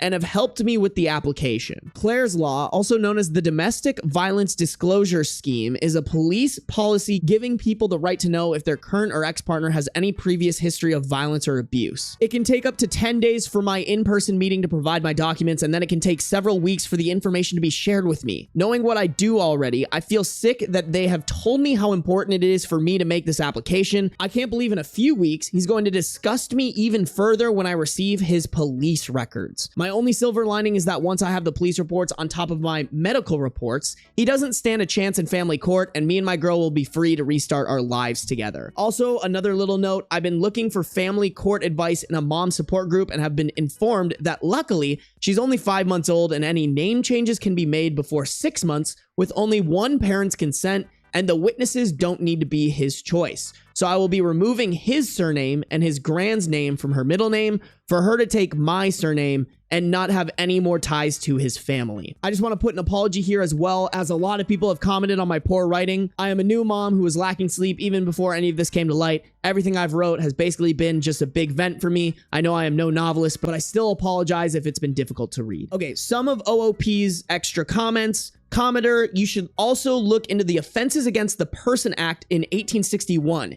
If he knew he had an STI and spread it to you and others by telling you all not to use any kind of protection, that may be illegal. OOP, my health visitor made the exact same point. She said she would look into it for me and make the report on my behalf, as she has a legal obligation to report everything I said anyway. My worry is when speaking to the police today, they said without physical evidence, they can't really do much, and even if multiple women came forward with the exact same claim, it's still hearsay and can't be pursued. I've checked all my past messages and can't find anything in writing from him that can be used. So you're telling me if 10 girls are coming to the police and they're like, hey man, this guy, STI, giving it to other people and impregnating them by telling them he has cancer and can't impregnate them, you're telling me that's not enough evidence? Oh shit, maybe the UK is just as bad as the US. I didn't know this shit. Holy fuck. That is disgusting. That makes me angry. That is ridiculous. Commenter, I'd get a lawyer fast. I think there's a law against sharing private messages now, but I think you should be fine since the other women are consenting to their messages being used as evidence. That might be a loophole. Also, there's a Facebook group of women who post guys in their crime, so people know not to date these individuals, and since it's a closed group, that they are careful who they let in there. He won't be able to get in because they're really good at sniffing out a nosy dude and kicking them. So you might want to add that in there so others don't fall for his tricks. OOP, thank you for your concern and advice. I've shown my support worker what I've shared, and she said everything is above board.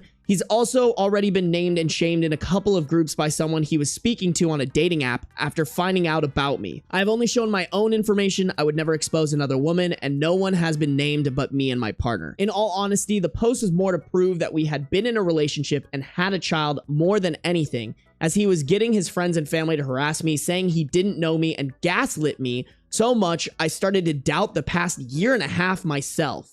I only said what he had done to me and just mentioned that I was aware now that he had affairs. I've gone in much more detail here about things with the safety of being anonymous. I shared photos of us together, text messages of our boring lives, love you more, we need nappies, etc., and my medical records showing the STI. In the UK, it's only illegal to show other people's messages without consent, and the only ones I have are saved to be used in court, with the women who have sent me their consent if it comes to it. As I'm the one who had sent the messages I've shared and there's no defamation, my social worker thinks I'll be okay.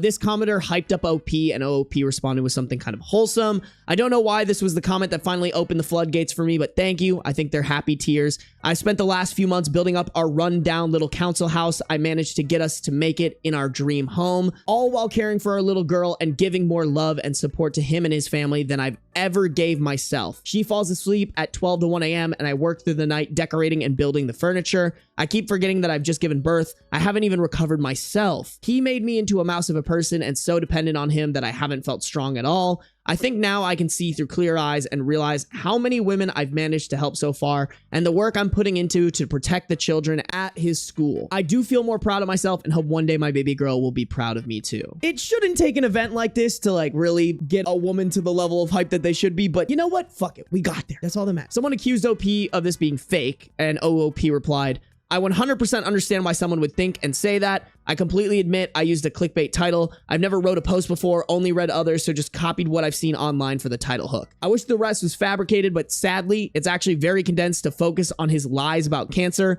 I haven't even touched on details of the argument around the attempted break-in, which led to this. Why or how I found the other women on Facebook, or the argument with his new girlfriend and mom, which led me to discovering the extent she has been covering for him. I don't even dare to go in further details for people not believing the absolute shit show of the past week. I didn't even believe it myself. Yeah, we didn't even talk about how fucking crazy it is that the mom was like supporting his Genghis Khan seed spreading along with his STIs. Like, I don't know, maybe Genghis Khan was also spreading STIs. Actually, he probably was. Let's be fucking real. It's not like STIs were invented later on. Like, they probably existed back then too. I don't know, chat. I'm not the STI expert. But like, what the fuck? Once again, we thank God for Kathy, because if I were pulling this fuck shit, Kathy would beat my ass. Like, as she should, bro. This shouldn't have happened. Like, the mother should have been absolutely berating him at this shit. After a C-section, she's making furniture. Even if he did have cancer, like, the mom should have been over there supporting. Somebody should have been there helping her out. Update 2 in comments, February 12th, 2025, 2 days later, 3 from the original post. I have managed to provide enough evidence of drug use and emotional blackmail to the police to have a domestic abuse case open. This is going straight past the school to the highest authority to keep them away from children. This is huge news and gives me such a relief in knowing my child and others will be safe, but I still have that awful feeling of guilt for him. Just 2 weeks ago, we called each other bride and groom.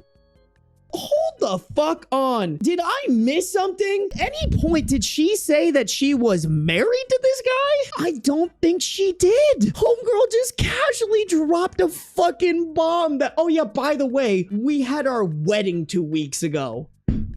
Just 2 weeks ago, we called each other bride and groom. I think it's going to take a while to grieve the person I thought I knew while dealing with the one I know now. I hope this is the point he actually goes to rehab instead of lying about it and can find happiness and restart his life. I don't think I want to make any more updates now. I am unbelievably grateful for the kind words and advice, but I originally just wrote this to get my emotions out of my head to help me sleep better. I know I used a clickbaity title, but I did not expect my post to blow up like this. Thank you all for helping and making my emotions feel validated in an absolute insane situation. Me and my little girl are going to be okay. Oh my God. Finding out he was in a feminist punk band is the perfect cherry on top. The fact that people like this exist in this world makes me so sad. This poor OP, bro. I hope this man goes to jail for the rest of his life. We need this man out of society for everybody's sake. That story took years off of my life. I'm gonna be thinking about that one laying in bed tonight. I'm gonna be like, what the fuck did we get into? Me with my depressed colleague who has accused me of bullying him. We have a 39 female OP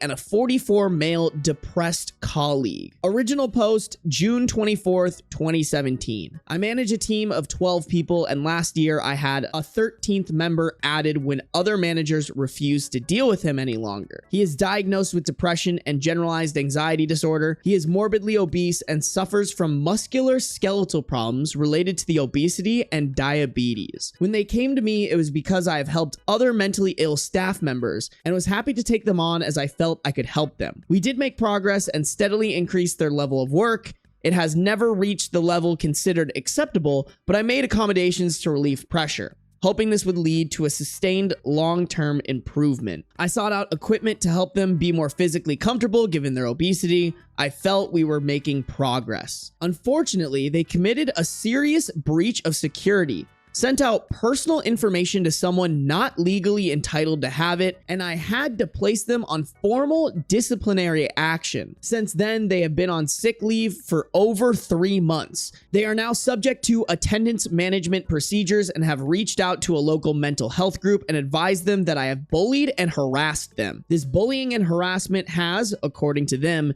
made it impossible for them to return to work. I have documented evidence that this is not true. When they were told they needed to move away from me for health and safety reasons, they became very distressed and demanded to stay with me for mental health reasons. Hold on. So you're saying this person reported that you were bullying and harassing them, and then when you provided evidence and they were told to move away, then they started saying that they needed to stay with OP for mental health reasons? What? I have signed documentation where they state I am supportive and they don't want the reasonable accommodations I have offered. shorter days, fewer days, longer breaks, etc. I have a meeting with them and their support workers from the mental health group, and I have no idea how to handle this. So how do I handle it? I can prove they are lying and they have a pattern of lying to get themselves out of trouble. I have no concerns about my bosses. Shit, you guys couldn't hear that, but he started playing with his toy. It just scared me because it makes chirping noises. That's what I heard behind me, and I was like, what the fuck?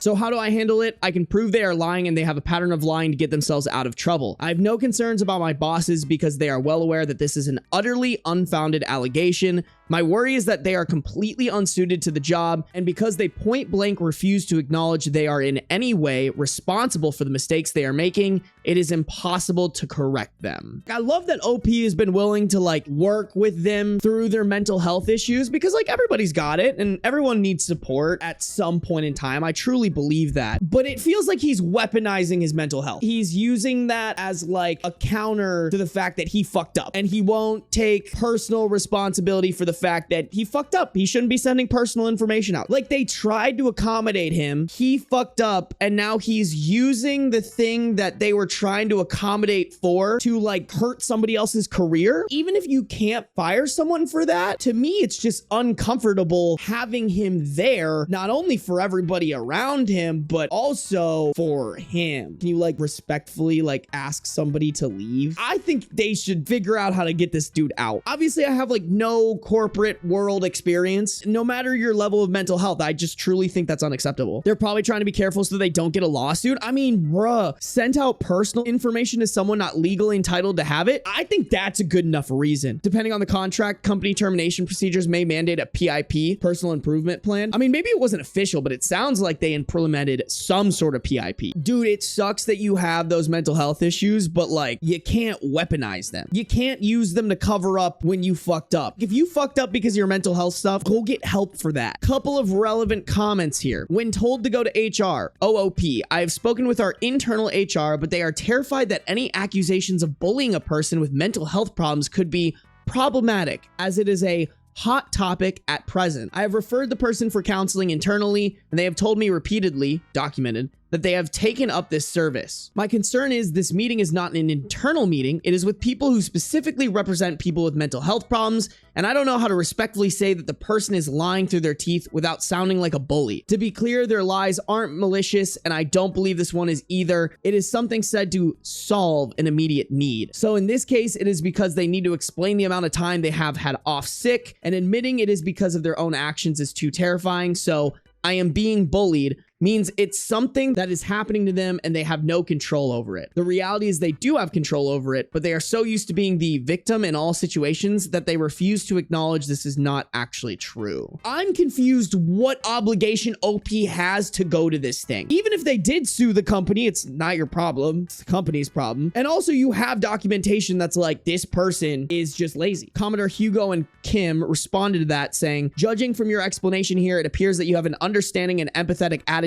towards this person and situation. That attitude, along with the documentation you have regarding accommodations you've offered, should go a long way in your defense. What exactly is he saying you've done to bully him? I am not a professional in this area, but have extensive experience working with people with mental health problems in social work/education settings. OOP, he believes that by pointing out his security breach and substandard level of work, I have bullied him. He doesn't allege that he isn't doing this, just that by expecting more, I am bullying and harassing him. I am making allowances. For example, other members of staff are expected to deal with approximately 16 cases a day accurately. I am happy for him to do 2 if he does them right. Unfortunately, he can do 2 cases, but not correctly. Unfortunately, by allowing him to work at a slower pace, he believes that he should be allowed the same scope of error that someone who is working 16 cases has. And such, he is being bullied by expecting him to get his 2 cases 100% right, when someone who is working 16 cases has an allowance for minor errors. It doesn't get more accommodating than that. OOP explains HR more. Yeah, HR's response is basically fire him, but don't leave us open to a lawsuit. It is not helpful because I don't want to fire him. He is not currently in a position to do his job to the standard required.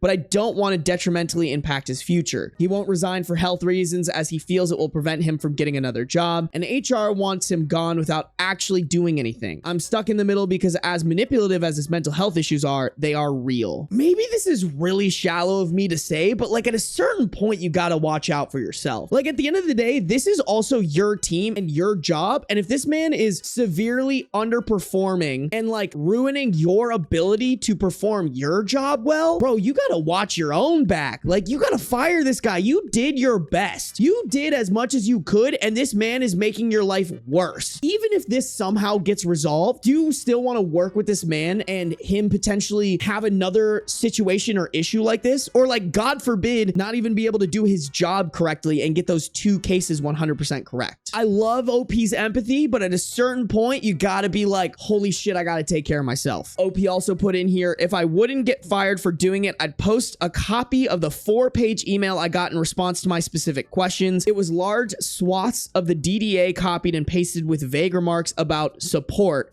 reasonable allowances, and work-life balance. I can only assume they put someone's idiot nephew in charge of the email box on the day I contacted them. They are centralized and are notorious for not giving out specific instructions for fear of having them challenged. Their main purpose is to protect themselves. I have no idea how they keep their jobs, to be honest. Last comment from OOP. Thank you. His previous warnings have been well documented and evidenced, so I am not too concerned about legal action. I was just really thrown by the accusation of bullying and harassment and had built up a scenario where I was going to be attacked by his advocates. The great responses like yours have put my mind at ease. It is sad that he has cast himself as the victim in all this, but I am determined not to be drawn into that mindset, and I won't allow myself to cast into the role of their oppressor because it is simply not true. I heard a quote the other day. It was like, it's not your fault, but it is your problem kind of thing. I love when people are accommodating or supportive. Like, obviously, I think that should be how it is if you have mental health issues, but at the end of the day, like, you can't use that as like an excuse or even like a weapon to not be able to do your job. OP is giving them as much leeway as they possibly can without this man literally just walking in, sitting there doing nothing all day and collecting a paycheck. We have an update, September 18th, 2017,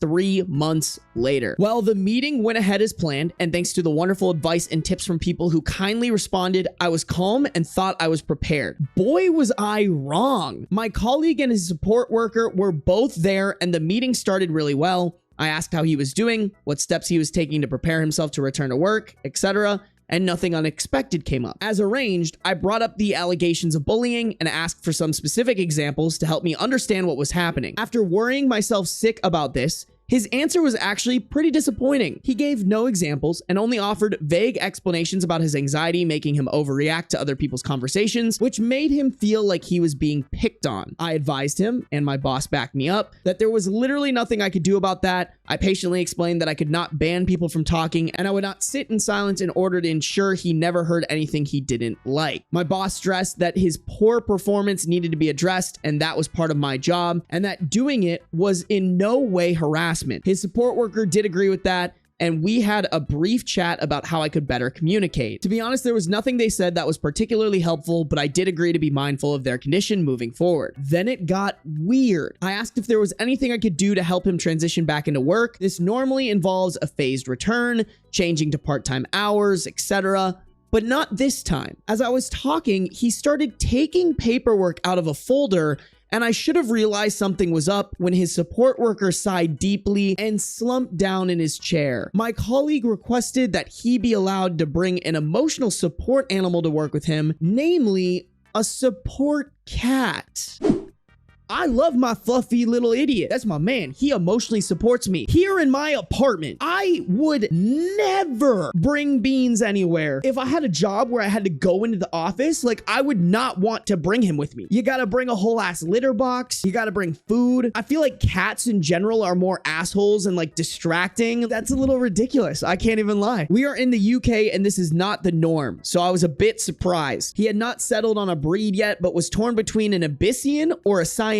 This bitch isn't even gonna adopt, not shop. You can't be like, oh, emotional support cat, and I'm gonna buy into the unethical breeding. Like, I thought pointing out some obvious difficulties with this idea might make him realize how inappropriate this would be. For example, I pointed out we have a guide dog in the building for a partially sighted colleague. His name is Rufus and is by far the most popular person in the building. The dog, not the human, and they may not get along with a cat. He responded by telling me that it was illegal to discriminate by favoring one disability over another, and if a blind person could have a guide dog, a depressed person could have a cat. Oh, fucking no. I fear he could potentially be eating, but like in a bad way. Like, he's probably right, but this is a very bad idea. I moved on from this clearly idiotic point and asked how a cat would react to being placed in a pet carrier twice a day to travel to and from work. He advised me he would train the cat. My boss became very agitated at this point, demanding, "How the hell do you train a cat?" Not to be deterred,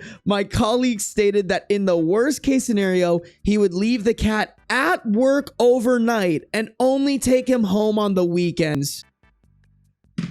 Not only the most ridiculous thing I've ever heard, also just mean to the cat. You're just gonna leave bro there by himself? Like, oh, there's no way this could go wrong. I asked how he intended to cope with litter tray cleaning, etc. Given his serious weight issues, bending down to empty a litter tray would be difficult for him. He presented me with a spreadsheet he had created with a team rota for cleaning up after the cat and feeding. This guy has put more work into providing evidence for this cat than he has in his entire job, and that to me is a problem. Oh, let me get an emotional support cat, but make it everybody else's fucking problem. I would get sued, but I would fire him. He had also costed out food, insurance, and the actual cost of the cat on said spreadsheet, had an expected donation from each team member on a sliding scale depending on how he perceived their financial circumstances to be. I was paying the most as I am single, earn more, and have no dependent children. The spreadsheet was quite impressive, color-coded and everything. I politely said no to that, and he then started insisting the company should pay as it would be a legitimate business expense to accommodate his disabilities. At this point, I realized my boss was still repeating, "How the hell do you train a cat?" And the support worker was shaking his head and muttering, "I told you not to do this." So I made a unilateral decision on behalf of my company and advised him in no certain terms that we would not be buying any cats. We would not be cleaning up after any cats because we would not be permitting him to bring any cats onto the premises. Thank God, bro needed to hear it. Put your whole dick on the table. He was not happy. He complained that I was making it impossible for him to return to work. My boss took a break from his cat training mantra to say that we had perhaps gone as far as we could for the time being, and we should end the meeting at this point. As we were leaving, he did make a point of telling the support worker there will be no bloody cats. The support worker nodded and agreed this was entirely fair. Dude, if the guy who came to advocate for you is like, yeah, this guy's fucking crazy, shut the actual fuck up. Put the cat spreadsheet away. If the guy who's supposed to be on your side pretty much no matter what isn't on your side, red flag. I didn't hear anything from him for a week or so, then received another 4-week sick note from him, so I called as per our company procedure to check in and see how he was doing. He was still very unhappy about my discriminatory anti-cat stance and advised he would be taking it further. 2 weeks later, I received a letter from what initially looked like a local solicitor's office. It advised me I was being sued for breaking disability discrimination laws. The letter itself was filled with bizarre, mainly American legalese that seemed to be culled from Law and Order episodes. On closer examination, the letterhead had been edited to change the contact details to his home phone number and personal mobile. I'm not sure whose address he used, but it wasn't the solicitors in question. I handed it to my boss, who also received one, so both were forwarded to our legal department. I was advised to have no further contact with him. The legal bods have informed me that his contract has been terminated with immediate effect. I am honestly stunned as to how it turned out. I half expected him to be terminated due to the amount of time off sick and his unwillingness to address his performance issues, but I would have never guessed it would end like this. It is both funny and sad. Thank you so much to everyone who took the time to calm my nerves before the meeting. It really did mean the world to me. I don't know how it be in the UK, but like, isn't this impersonation? What was bro trying to do there? Not from the UK, but I lived there briefly, can also confirm that's illegal. For OP, this is perfect because that just means that this dude basically shot himself in the foot. Even if he maybe had some sort of legal something backing him up, which he shouldn't, but now I feel like he's completely shot himself in the foot. Like there's too much here for him to still be able to sue and not suffer consequences. Turns out I have a 13 13-year-old infection on my face. It's eating the bone. Posted in r/internet parents, r/hemiplegic migraines, and r/migraine. Original post January 19th, 2025. Title: why is my scalp prickly all of a sudden? Related to food? Migraines? Obviously, I know nobody here can give me a diagnosis. I'm not looking for one. I've been diagnosed with migraines and hemiplegic migraines. I've just had something weird start happening lately, and I wondered if it's a migraine thing. When I eat hot sauce or sour candies, my scalp starts feeling prickly, like when your arms or legs go to sleep, except my scalp. I've also had bouts where the center part of both my upper and lower lips have gone numb.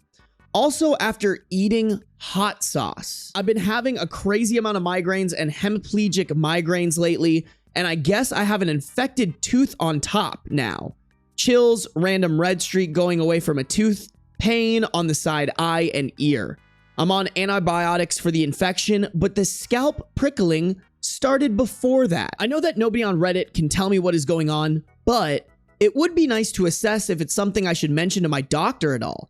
I feel silly asking her about something as small as prickly scalp. I feel like anything, chat, going on that's weird that other people aren't experiencing, you should mention to a doctor. Much rather be safe than sorry. I will say my initial reaction to this would have been, oh, maybe you're allergic to whatever is in like hot and spicy food or sour candies, because that's where you start feeling a little numb and prickly, but super weird. First update, January 21st, 2025, 2 days later. Title: turns out I have a 13-year-old infection in my face. It's eating the bone. So I've been diagnosed with migraines, chronic migraines, and hemiplegic migraines. My dad is epileptic, and I also have POTS.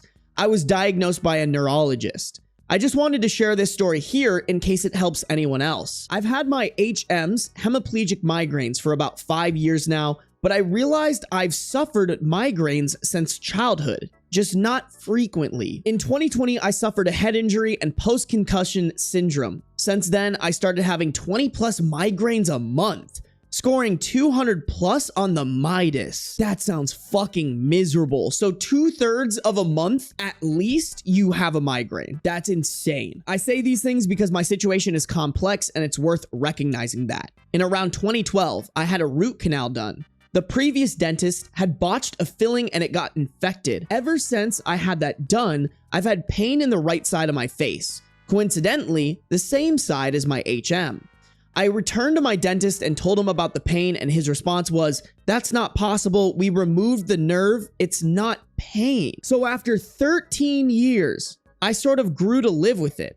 I was a teenager when I had the root canal, and I didn't think to ask for a second opinion. Every migraine, I get a pink hot spot on the side of my face. That ear aches, my teeth will all hurt, my jaw aches, and it was just something I accepted as normal. I was aware I had problems with my root canal tooth, but I didn't understand the full extent. I start getting chills that won't go away. I feel pressure behind my eye, my cheek swells, my ear feels like it has fluid in it. I think migraine until I see the red streak going up from my tooth on my gums. Well, I got a good dentist recently. We discovered that I have an infection in the bone above my root canal tooth. There's a spot between the size of a pea and a penny. That's just a pocket of pus. Today, I was shown the x-ray of my face and the pocket of pus and bone damage from this infection. And this was the x-ray from before it even started streaking. I'm going to have special surgical dental work done to clean this infection out. But in the meantime, I can't help but feel that this infection has been a trigger for my migraines all these years. Note, I have been diagnosed with PTSD and have structural disassociation, so my sense of pain is a little screwed up. But in 2024, after suffering a fever for 4 months and pain that was an 8 or 9, they found a tumor in my appendix. All the tests showed nothing. I was missing sleep for days on end, and I actually believed I was making it up. I wasn't. I had a lipoma in my appendix that was mimicking appendicitis, but didn't show up on the standard appendicitis tests because of its composition. Now, having turned 30, I've decided I'm no longer letting any doctor or dentist tell me how I feel. Between my tumor and now this infection, I've really learned the value of being your own advocate. If something isn't right, something isn't right. Don't let someone fool you into thinking you imagine things. I wanted to urge everyone here to go to your dentist as well, and maybe go to more than one. Ask questions, make sure you understand what's being said. If you're in pain, don't let anyone tell you you're not. I've let people brush off my pain because I have decreased pain sensitivity. I can't say for sure since I haven't had the surgery yet, but I would be surprised if this infection wasn't a fat HM trigger. Maybe it's not, but I just can't help but think the bone-eating infection has to be making things worse. I really hope this post helps encourage some folks to stand up for themselves and to also reevaluate other facets of your health. I don't suspect most folks get migraines and think, "Ah, yes, I better go to the dentist." I feel like with the medical field, like sometimes you can get someone who's amazing and sometimes you can just get the most dog shit doctors and dentists that shouldn't have graduated. That shit's so sad, bro. Some people in chat, by the way, were saying that OP should sue. I feel like after 13 years, that might, what is it called, chat, when something is too old to prosecute? Statute of limitations. That's what I'm thinking. The statute of limitations might be over by now, but I don't know how that shit works. If they can sue, they definitely should though. Update post 2, January 23rd, 2025. Title: I've had a fever of 102 to 103 for 3 days. I'm on antibiotics for an infection that's eating the bones of my face.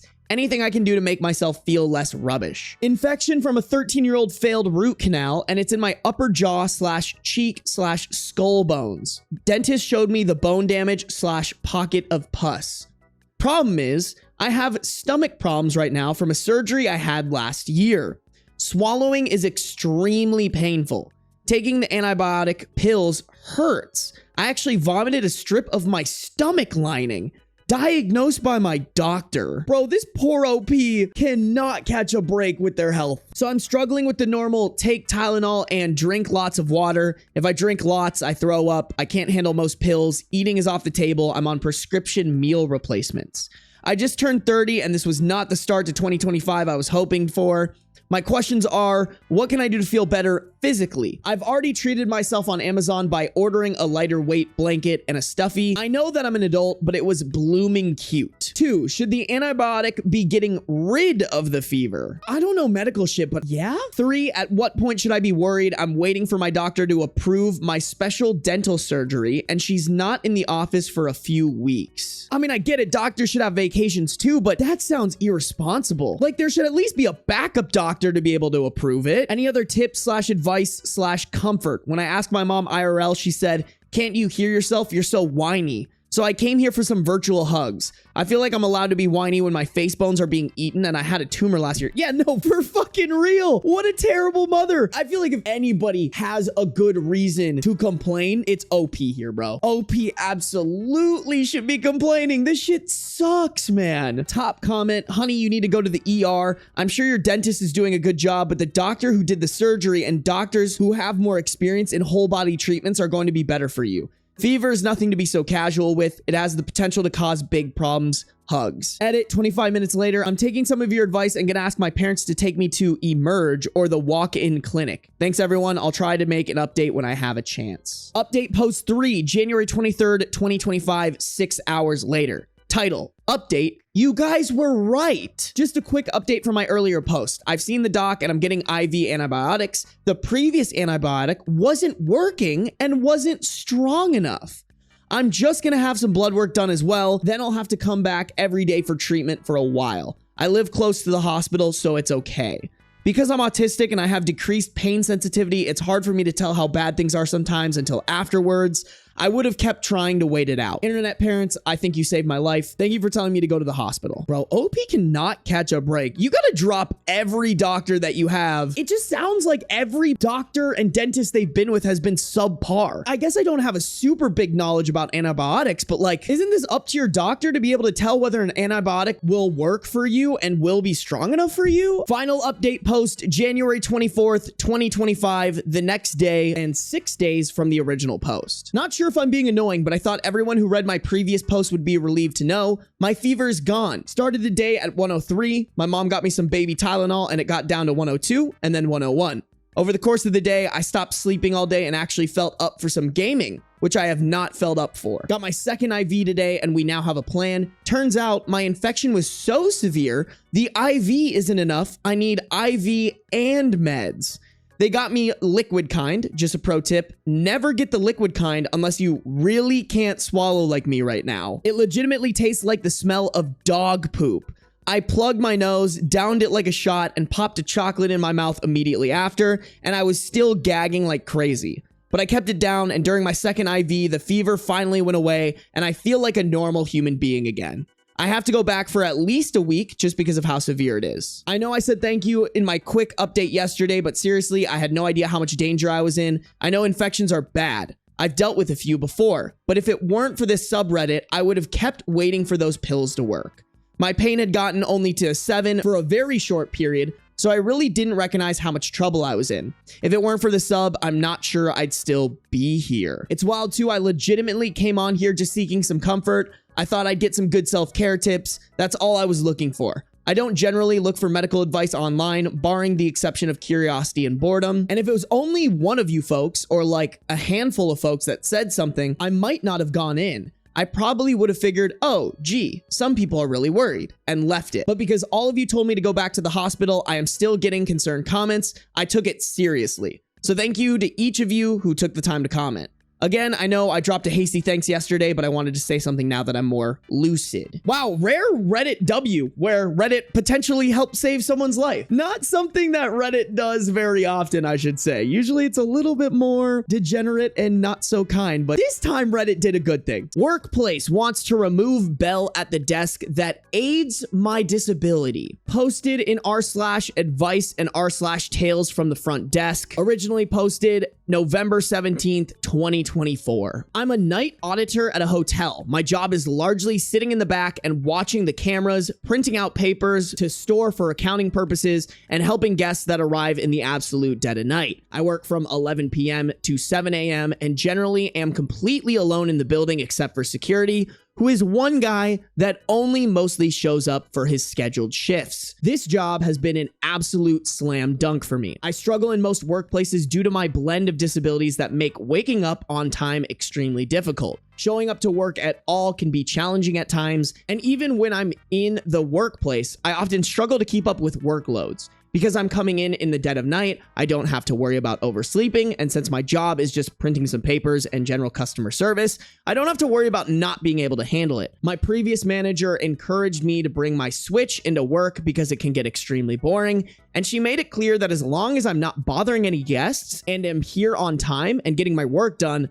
what I do doesn't really matter. She also mentioned that there's a bell in the dining area that the cooks use, and I can take it to leave up front so guests can easily alert me when they need something and I'm in the back. She left the company about a month ago, and our new front desk manager is an external hire. She sent her first message to the team as a whole about a week ago, and about 70% of the message was her lambasting anyone who uses the bell. She saw my signage that says, "Please ring the bell for service," and wrote that anyone using the bell would be written up for doing so. I have pretty bad ADHD, that being a pretty major part of the typical struggles at work. I'm not always looking at the cameras and can't tell 100% of the time when a guest has arrived at the front desk. While I'd like to get medication to help me treat this, the waiting list is a 1.5 years long just for evaluation. And since I only just got approved for company health insurance, it's still a long ways out for me. Maybe it's silly, but the bell is a huge saving grace for my work performance. It's quiet, distinctive, and immediately lets me know I need to get up and help someone. I've not mentioned that it assists me with my disability to my manager, but I wrote telling her that it's useful for me. Additionally, if I don't have a bell out there for people to ring, there's really only 3 things will go down when a customer arrives. 1, the customer waits until I check the front desk cameras again, which could be a while because, again, memory issues. The customer walks into an employee-only area to look for me, inevitably scaring the shit out of me and looking extremely unprofessional in the process.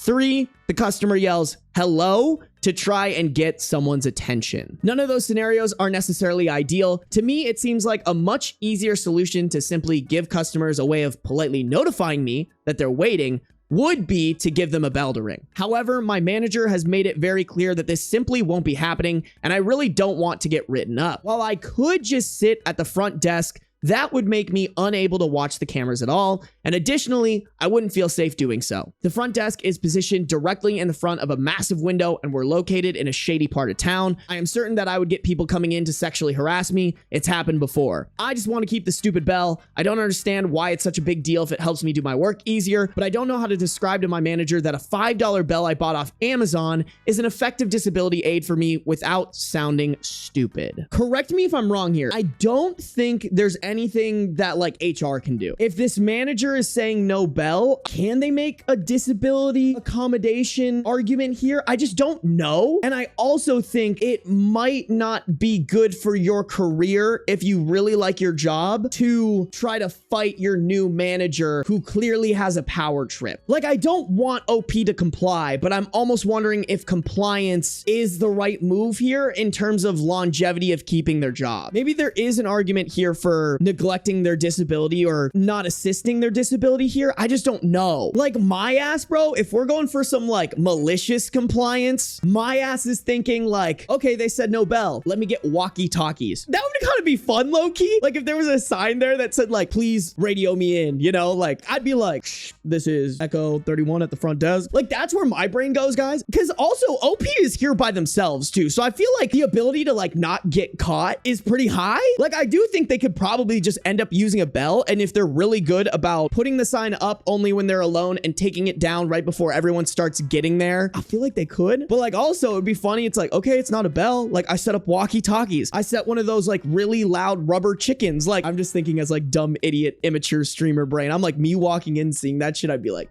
I fucks with this hotel like that, you know? I mean, there's other solutions too, and you guys might have to educate me on this. I don't know how much of a disability argument that they'll have, or if that's even going to be effective, and if people are going to take that seriously. But like, you could, I don't know, maybe set a 5-minute timer on your phone, maybe 10-minute timer on your phone to just remind you to check the cameras. I genuinely don't know what the right answer is here. I'm just coming up with random solutions that came to the top of my head. Just put the manager's phone number at the desk. That would be hilarious, Martmon. But they could have a sign that just says, call this number for assistance, and then they could just call the number and it could be like the number for the phone in the back and they could answer it. I feel like that's also a solution. This manager is just ass, bro. When I worked at the desk, we also weren't allowed to have a bell. Dude, if your number one op as a manager is a fucking bell, like, get over yourself. I'd have a gong for them to ring. Bro, I walk into a hotel that has a gong for them to ring for assistance. 5 stars immediately. Bell equals lazy. I'll fucking say it. Part of the reason I'm glad I'm not in corporate America is because corporate America is fucking stupid. Can somebody answer my question before I keep going? Is there maybe a good argument for disability accommodation here? It's not if there's no legit diagnosis. OP needs that diagnosis to be able to go to them and be like, hey, this isn't fair to me. Fuck, that sucks. Update 1 titled, might have fucked myself over with the new manager, December 28th, 2024, 41 days since the original post. So I guess I'm kind of looking for help. I think I might have dug myself into a hole here and I really need this job. This is going to be a super long post. Sorry. So I'm a night auditor. I've been at this job for about 6 months now, and this is the longest I've lasted at any job. Working is really difficult for me due to my blend of mental illnesses. So when I landed this gig after accumulating a shit ton of rent debt and cutting ties with my abusive family, I was celebrating like I'd won the lottery. The fact that I get paid to do fuck all most of the time is a goddamn blessing. The previous manager was awesome and trained me how to do everything super fast. She actively encouraged me to bring my laptop or Switch in to play video games during my shift, because otherwise I'd get so bored I'd start bashing my head into a wall. She also told me I could use the bell from the kitchen to put on the front desk for guests to easily get my attention. This had been an absolute godsend regarding my ADHD, and I made a sign to request guests to ring it for me during the dead of night. After only 2 shifts, she said she was confident I could manage my own work, and I've been working alone ever since, with security around a good half the time. Back in September, she left for a different job. Everyone was pretty heartbroken, but of course, we all wished the best for her, and she departed with no issues. There was about 2 months where the front desk was reporting directly to the general manager, who was slowly but surely getting less and less responsive to messages and calls. At one point, I had a guest approach me complaining that their car had been stolen from our parking garage, and despite being told they would get the chance to speak with the GM about the incident, she never showed up. I sent an email to the GM immediately, furious she had not responded to our guests and upset that my repeated calls to her over the last 2 weeks hadn't been acknowledged. I told her she had to come in that day to discuss things with our guests as they would be checking out the next morning, and I expected to be updated on the situation as it had happened during my shift, and I would like to know how I'm expected to respond to this. I got no response, and she did not arrive at the hotel that day, so I sent an email to HR saying that I was unable to get in touch with her and needed assistance ASAP. That was fortunately able to kick the GM's ass into gear, and the situation was dealt with, though I never got my update. Finally, about a month and a half ago, we got a new front desk manager, who we'll call M. Her introduction to us all felt off-putting. She opened with a standard introduction and then immediately dove into a rant about the bell. She had seen my sign saying to please ring it and went off the handle saying it was ludicrous and absurdly unprofessional. She said she threw the sign out, and should she see a sign like that again, the poster of it would have disciplinary action taken against them. In addition, she's taken away the keyboards for the computers in the back office and making them functionally unusable for everyone else. Fucking why? This is, of course, a dog shit way to introduce yourself to your new employees and a complete power trip to me. A bell is a normal thing to see at a hotel, and putting that aside, it has been an absolute game changer for my disability. I have really bad time blindness and will forget to check the cameras for extended periods of time, and the bell is a good way of immediately getting my attention from whatever I'm doing and getting me to the front desk immediately. From now on, M is going to be Monica because I hate it when people give letters to names. I decide that Monica will surely understand if I tell her it's a disability aid, so I leave a response to her clarifying as much. I obviously don't tell her the details of my disability, just saying that I can be very forgetful and the bell makes it easier for the guests to get my attention when I'm in the back office. In addition, I would very much like to use the computers in the back office. Monica says that it doesn't matter, and I'm not allowed to use the bell. I remind her that as a disabled employee, I'm entitled to reasonable accommodation, and she's having none of it. She demands I get a doctor's note for the stupid fucking bell or take it up with the GM. She also neatly dodges any of my requests, asking where the keyboards are or if we can still use the back office computers. She also says if I'm experiencing trouble focusing, I should remove my distractions. This advice is very upsetting to hear, not only because I do not want unwarranted advice on how to manage my medical condition, but also because I know that it is not how my fucking illness works. Could you just not go and pick up a keyboard from Goodwill for $5 and bring it in and take it away when you leave? Like, that's what I would do, low-key. I'd say, fuck this manager. This is maybe where I should have stepped back. I sent an email to the GM explaining that I like to use the bell, and it's a preferable alternative to guests entering employee-only areas to get my attention, and I would like to have it cleared as a disability aid. I also mentioned that I do not want to hear Monica commenting on how I should treat my disability, as she is not qualified to do so. GM seemed to take a very stern tone with her response, demanding to know why I wasn't at the front desk, why I wasn't checking the cameras. The bell has never been allowed, and I'm breaking the rules by using it. Worst of all, she demands to know why I did not mention my disability in the course of my interview. All I'm saying is save that email. This implies that they wouldn't have hired you because of your disability. I smell a lawsuit. This question is fucking shocking. No employee is ever required to disclose their disability to an employer before the job has been offered, unless it makes them unable to perform the job duties. And as the manager, she should know this. I repeat that I am not required to disclose at any time until I make a request for accommodation, and that my disability means that I sometimes forget to check the cameras, and this is not something I am in control of. Additionally, I stress that I have never been told I am required to remain at the front desk for the entirety of my shift. This has never been the case for me, nor anyone else I have worked night audit with. I also CC'd HR to make sure they're hearing all of this as well. HR responds saying if I want accommodations, I'll need a doctor's note, though they do not mention GM's out-of-pocket demands to know why I hadn't disclosed my disability. GM denies that she ever requested I disclose my disability, despite the fact that I have the fucking email sitting in our reply chain just a few days prior. She says that I'm to respect Monica's authority as she has many years of experience in the industry.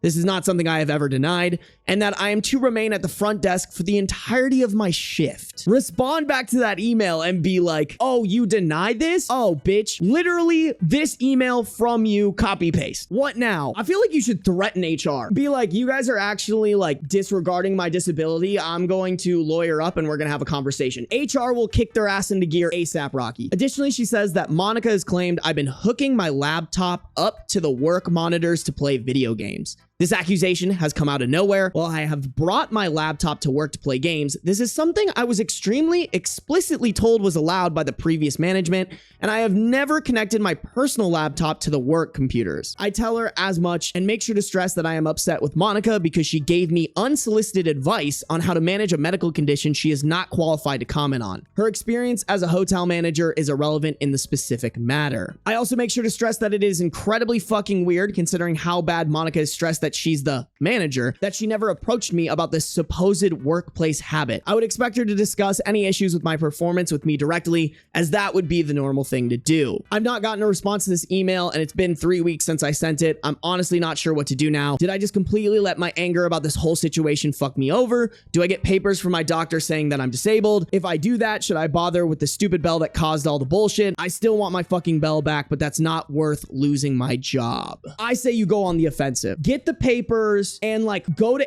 HR and be like, oh, here's specific evidence where the GM and Monica are not supporting my disability that directly reflects your company, and I could press a lawsuit, because that's when HR cares. HR only cares about protecting the company. So if you go after the company will do something for you. I do have to say that probably could also potentially end poorly, but I think that's the move. If you want it to go back to the cushy job that you had before, you gotta go on the offensive or start looking for a new job. Sounding a lot like this person won't have to work at all anymore after getting a lawyer. That's what I'm thinking. The only thing they're missing is the diagnoses and the papers. Oh, hell yeah. Update 2. The title, Taking Away My Bell Got My Manager Fired. Let's fucking go. This is exactly what we needed to end on. Posted January 31st, 2025, 75 days since the original post, 34 days since the last update. I made a post here a while back about my manager taking away the bell I use at the front desk. Long story short, I like using the bell as it's an effective disability aid, and I was originally encouraged to use it. New management came in and said if I was caught using again, disciplinary action would be taken. Told her it was a disability aid. She didn't care. Took the issue to my GM, who began to grill me on why I hadn't disclosed my disability during my interview. Of course, she's not allowed to ask that. Legally, I'm not obligated to disclose,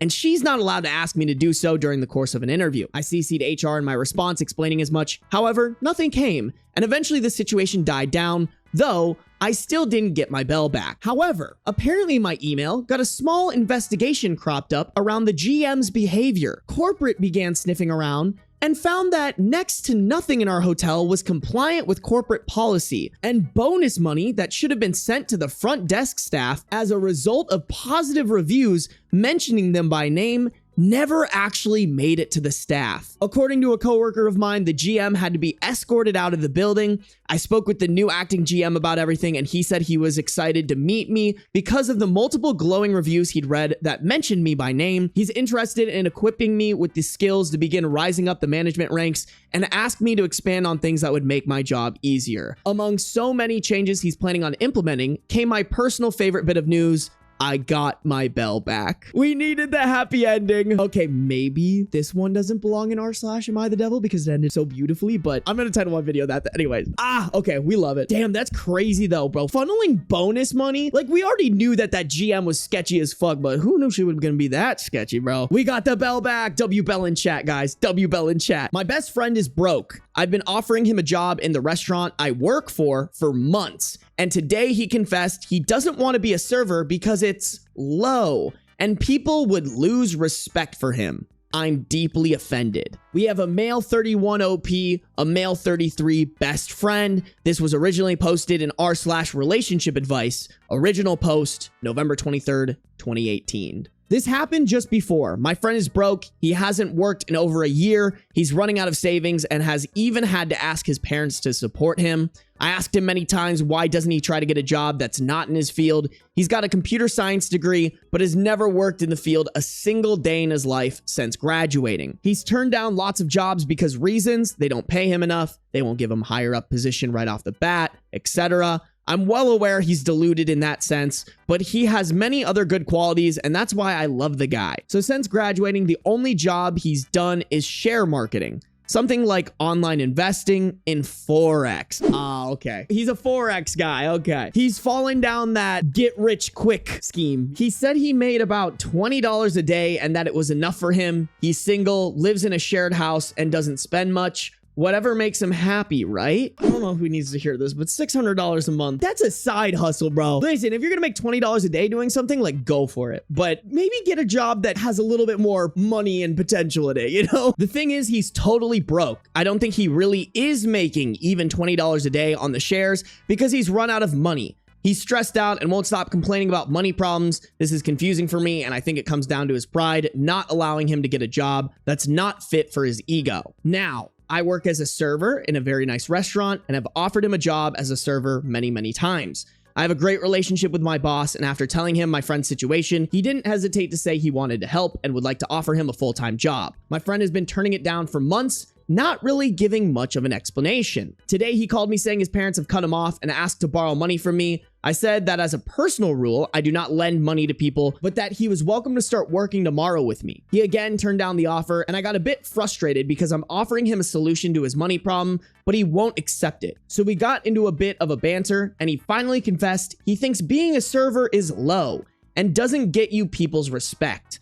I told him respect is earned by getting off your ass and doing whatever you have to make ends meet. No, exactly. You got cut off by your parents for falling down a pyramid scheme. Nothing will lose respect harder than falling into the 4X rabbit hole. I don't know who needs to hear this, but that shit, all a pyramid scheme. That shit is fake as fuck. Nobody's making real money from it. I'm sorry. Bro, I respect a server way harder than some idiot who fell for the, I made $10,000 today off of 1 hour of work from my phone. Like, if you believe that, you deserve anything and everything that's coming to you.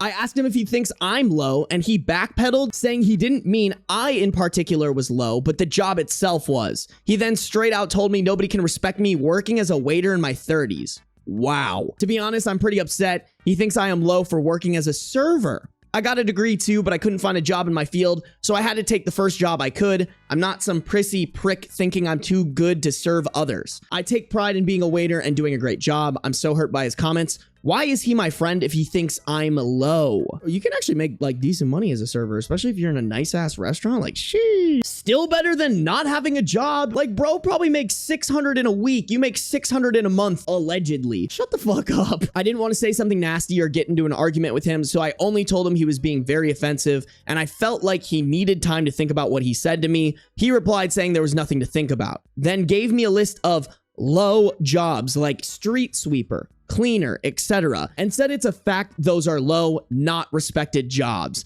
I asked him to apologize before this snowballed into a full-blown argument, and he said he stood by what he said. I don't want to overreact, but I don't know if we can keep being friends after this. I really don't know what to do. I don't want to badmouth him, but he should examine his life and learn empathy. I'm a very easygoing and forgiving person, but what he said hurt me and was idiotic. The man who refuses to work calling me low. I don't know what to do.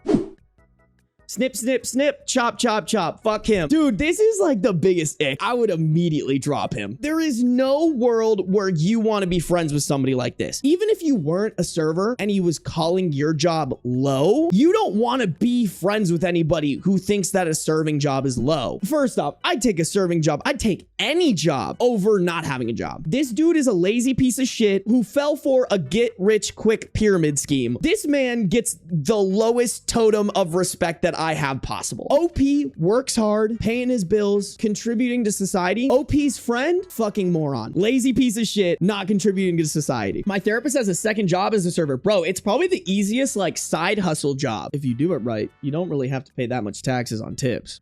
Just saying. Like, I have plenty of friends who have full-time jobs but want to make extra money because they're saving up for like a down payment on a house or something like that, and so they get server jobs. It's smart. Good way to make money. I respect the hustle. Couple top comments here. This commenter said, honestly, be happy he didn't take the job because with that attitude, he wouldn't have lasted long and tarnished your rep with it. There's no way this guy has good work ethic. Update, November 24th, 2018, the next day. In an interesting turn of events, he called me today and said he'd thought it through and had decided he's willing to accept the job only with one condition, as if he was the one doing me the favor, that he's to be made manager right off the bat, and that he should move in with me so that I can drive him to work because the bus from his house to my workplace takes 35 minutes, and that's over an hour of commuting a day.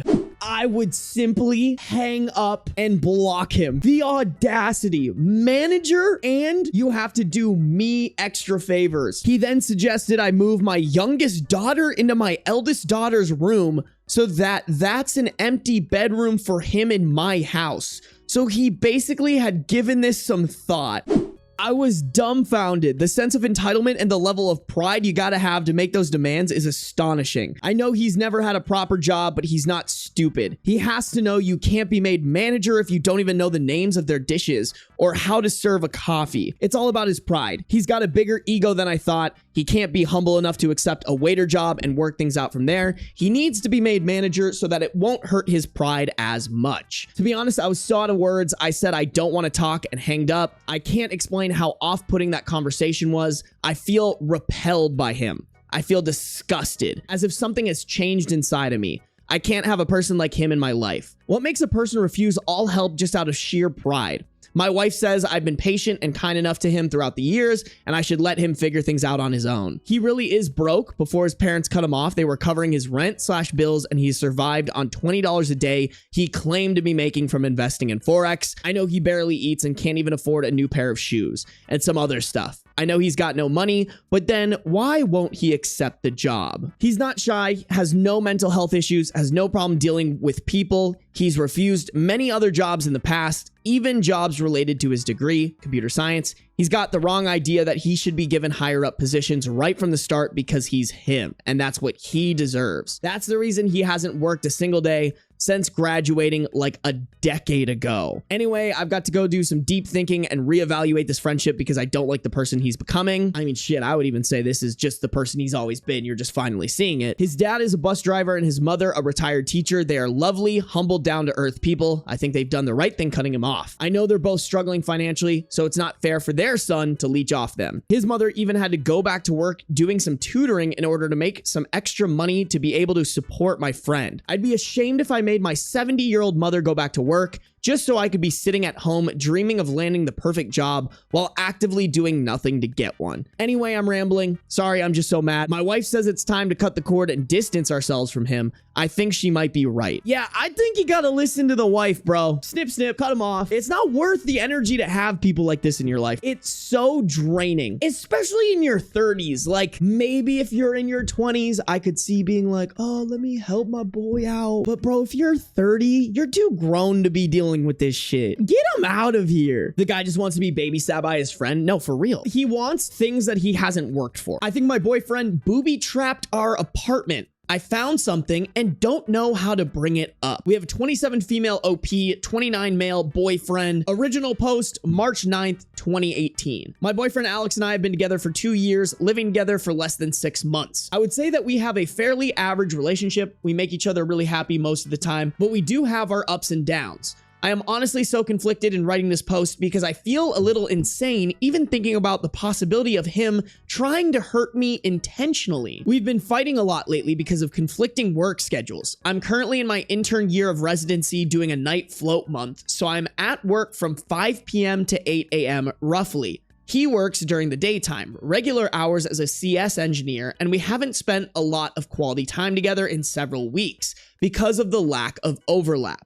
I'm going to work just as he's getting home and vice versa. I've never had any issues with physical abuse from him. He has raised his voice at me on more than one occasion, but he always apologized, and it's been during very stressful times in our lives. His dad passed away last year. Our dog was killed in an accident on the street shortly thereafter. Recently, though, things have been happening in our apartment that makes me feel a little crazy. I've been getting hurt a lot, and Alex keeps reprimanding me that I need to be more careful and not be so clumsy. But honestly, it feels like it's not me, but that things are being done / moved / placed. About 3 days ago, I came home from work and was preparing something to eat in the kitchen right after he left for work and was getting ready to sleep. I opened up one of our kitchen cupboards and the heavy door flew off one of the hinges and smacked me in the head. I have a huge goose egg and a giant bruise near my hairline, enough that several coworkers have asked me what had happened. I honestly think I had a very mild concussion from it based on my symptoms this week. But here's the thing. As I tried to put the door back together, I couldn't find the hinge or 3 tiny screws anywhere afterward. They should have been on the floor or the counter, but they weren't. This morning when I got home from work and I was getting ready to go to bed, I opened up Alex's underwear drawer to get a pair of socks to wear to bed. There were the screws, the hinge, and a screwdriver. Last week, I got up in the middle of my sleep schedule to use the bathroom, and I slammed my shin into the edge of our bed. There is always enough room for me to shimmy by, but later on, when I looked at the bed and my leg, there were carpet marks, like the bed had been shifted about 12 inches toward the wall, making my space smaller. I honestly feel insane even thinking about bringing this up with him, but I don't know what to do. This one I feel like maybe was an accident. There's not as much evidence on this one, but this one is confront them worthy. I feel like you should confront them, but maybe not as like a, hey, did you booby trap me way, but more of a, hey, this smacked me in the head and actually caused physical damage. And then I found this in your sock drawer. Why did you do that? And why didn't you give me the heads up so I didn't smack my head? I want to hear what they have to say, because how are they going to justify that? I mean, that would be pretty fucking diabolical if all of this is intentional. Even with that, though, I feel like there's an opportunity to gaslight with that confrontation. I don't know. This is so weird. As much as he could be doing this intentionally, I also feel like he needs to be given the opportunity to explain himself. Yeah, this is how I feel, Tyann. Is there any other fishy shit in her relationship? If not, just say anything. That's what I'm thinking is like, unless he's been pulling some fuck shit in the 2 years that you've been dating, I think he deserves the benefit of the doubt here. I think he deserves a conversation. Jumping to, we need to crucify this man, to me, doesn't make sense. However, it is sketchy. I want to point that out. It is extremely sketchy, but there could also be some explanations here. And I think immediately landing on the conclusion that he's booby trapping me isn't fair to their relationship if it's been good up to this point. In the sock drawer sounds like hiding it. Yes, Frankie, I don't disagree with that. But at the same time, it sounds like it's a regular occurrence that OP would grab Alex's socks to wear to bed. I mean, who knows? Maybe he's just fucking stupid, but it doesn't sound like a great hiding place. Just as much as it could be a hiding place, it could also be a dumb man like, oh, I gotta put this away somewhere, let me put it away. I'd be so concerned with what's going on with the boyfriend. I mean, all that he's done so far is yell at her, which happens sometimes. I'm sure you guys have gotten in arguments with your partner that you've raised your voice at them. So a couple of top comments. First comment, judging in my 10 years with a narcissistic psycho, you're not crazy. Start writing these incidents down, take pictures, etc., and keep it all logged somewhere he doesn't have access, your phone. In case it escalates, having proof will mean a huge difference if you end up having to go to the cops. A second comment, also taking picture records just for yourself will help you maintain your sanity. Upload them to a secure hidden cloud account your program or BF doesn't know about. Here's another person. There's no good reason for those hinges / screws to be in his underwear drawer, nor for moving the bed. Something is decidedly wrong here. It's time to pay attention. 2 incidents are bad enough. You don't want to suffer another. While he's not around, take advantage. Search. Examine those things you use often for signs like these. Find anything which confirms your suspicions. Bail on this relationship. I mean, listen, I'm not saying that he's not doing some fuck shit, but like, this seems so nuclear to me. There's no good reason for moving the bed. Come on, guys. Like, at some point in everybody's life, we've just spontaneously decided to move our furniture. You know what I'm saying? Listen, I'm totally down. Like, I want the conversation to happen. I'm not saying that there isn't an explanation here that OP needs to get, but what I'm saying is, I feel like this is very nuclear. To me, I'm not getting enough evidence from this first part of OP's story to be like, let's fucking send this man off to the gallows. But who knows, maybe this update will have the explanation we're looking for. Update March 18th, 2018, 9 days later. I suspected my boyfriend was booby trapping our apartment for some unknown reason and gaslighting me, and I was right. 2 days after I posted, our shower head came loose and sprung off at me / smacked me in the back of the head. And due to the water pressure, I needed 8 stitches to close the wound. Holy fuck. I texted my boyfriend about what had happened and that I needed to go into work for stitches. I'm a resident. And he was way too nonchalant. He asked if I had bumped it or anything to cause it coming off. I'd had enough at that point. I wasn't going to ask him about the things that were happening. I was just going to move out / on before I ended up dead. I made a plan that on Thursday, I would have a friend come over as soon as Alex left the apartment to help me pack my things and leave. I was worried about any potential cameras he may have hidden, so I flipped the breaker and turned off the power in our apartment. About 3 hours into packing up, Alex came home. In the 6 months we have lived together, he has never once came home for lunch, so there must have been a camera planted somewhere with an external power source. He doesn't even pretend to waltz through the door. He bursts open and gets furious and asks what the fuck we are doing. Not sad, not confused, straight up angry. That was the only sign I needed. All I said was, I know about the cabinet and the bed and the dresser, you watching me and my jewelry, and it's done. We're done. Wait, what happened with her jewelry? What the fuck? I missed that. He responded with the standard, you are fucking insane, you're crazy, this is insane, etc., etc. This is the point where I am thinking, am I going to end up on a Dateline NBC episode? I yelled to my friend in the next room that she needed to call the police to come supervise while we finished packing. Alex decided to take this moment to call the police and claim that I was insane and stealing things from our apartment. 2 uniformed officers rolled up within what seemed like only a minute and came upstairs. I explained that I was moving out and there was abuse and I wasn't interested in pressing charges, but they needed to supervise and file a report for documentation. I ended up finishing packing and then spending nearly an hour down at the police station, hashing everything out with the officer who arrived first. I took personal leave from work for the second half of last week, and tomorrow's my first day back. I'm staying with a friend right now until I move in with another resident near our hospital in about 2 weeks. Overall, I'm really relieved to be out of the situation, but I'm generally still pretty afraid of Alex and anything he might try to do in the future. Out of an abundance of caution, I took both my iPhone, iPad, and laptop to the Apple Store and had them do hard resets/wipes just in case he had planted anything. I'm not sure how I should be feeling right now, but I'm just going to say that for anyone out there questioning whether your situation is abusive or not, go with your gut and trust your friends and family. Okay, shit, I was wrong. I'll fucking admit it. I was wrong there. Holy fuck. The shower head popping off, that is fucking insane. Honestly, if the shower head thing had been replaced with the bed thing, I would have been like, absolutely get the fuck out of there. Those two things together are too suspicious to not be like, there's some weird hanky-panky going on. Also,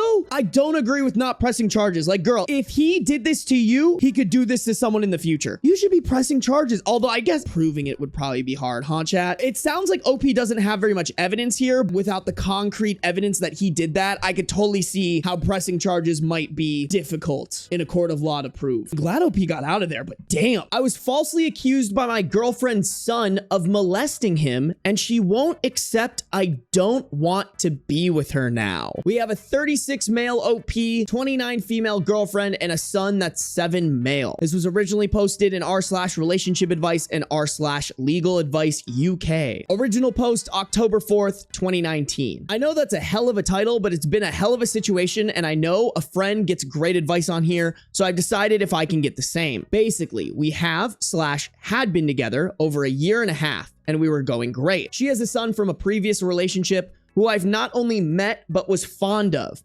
I wouldn't say stepdad material by any means, but we had a little friendship going.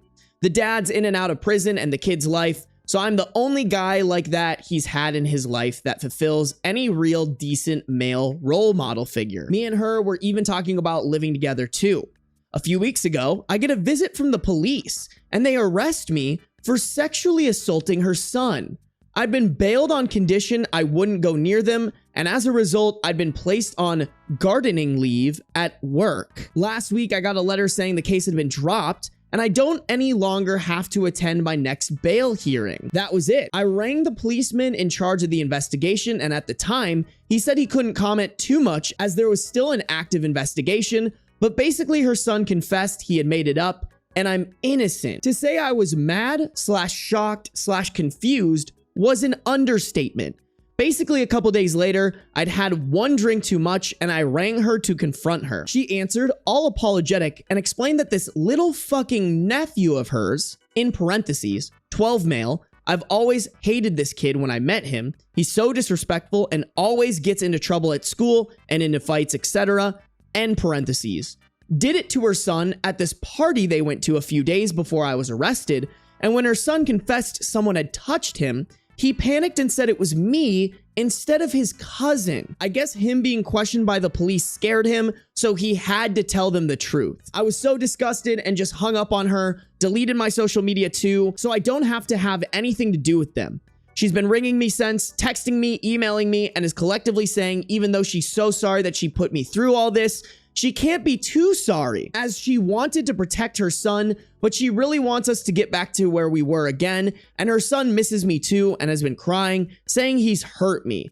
She said this can make us stronger and we can have a good future. I have not answered at all. I've got nothing to say. I'm thinking of ghosting her. I can't lie and say I don't have love for her or her son, but if I'm honest, I'm way too hurt. I'd always know she once thought I did something so unspeakable to her son, and I'll also never be able to forget that his lies, no matter the reason, could have wrecked my life. And I'd never want the risk of running into her nephew again. I never ever want anything to do with him again. What should I do, Reddit? How old is this kid again? 7?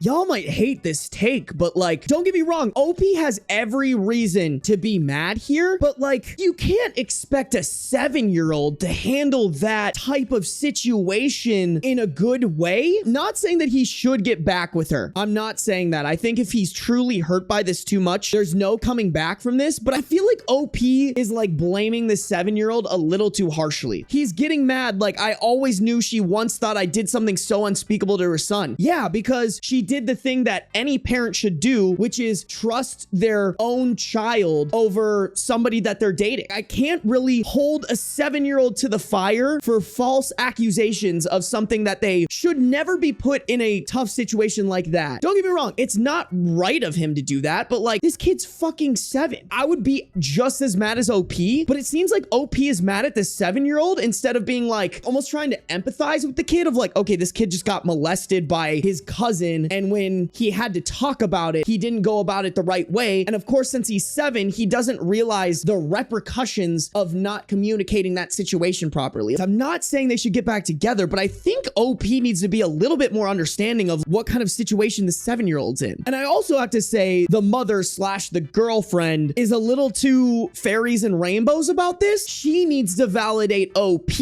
as much as OP needs to be empathetic to the 7-year-old. I feel like there should be a little bit of understanding here. Understanding why the girlfriend would trust her son over the man that she's dating, and understanding that putting any 7-year-old in this situation and expecting them to properly act is incredibly unrealistic. Let's look at the relevant comments here. Let's see what people are saying. Commenter, her son was actually molested. She could probably tell that he was upset, and that much was true. She probably did have doubt it was you, but she did the right thing by letting the police handle it. If you want to come back from this, you can. Couples counseling. Feel like the sub always says that. Or at least take it slow for a while. But it's okay if you don't want to. But do have a bit of compassion. Her son was actually sexually abused and was scared. He didn't make it up out of spite, but panicked, knowing blaming a family member would cause all kinds of problems.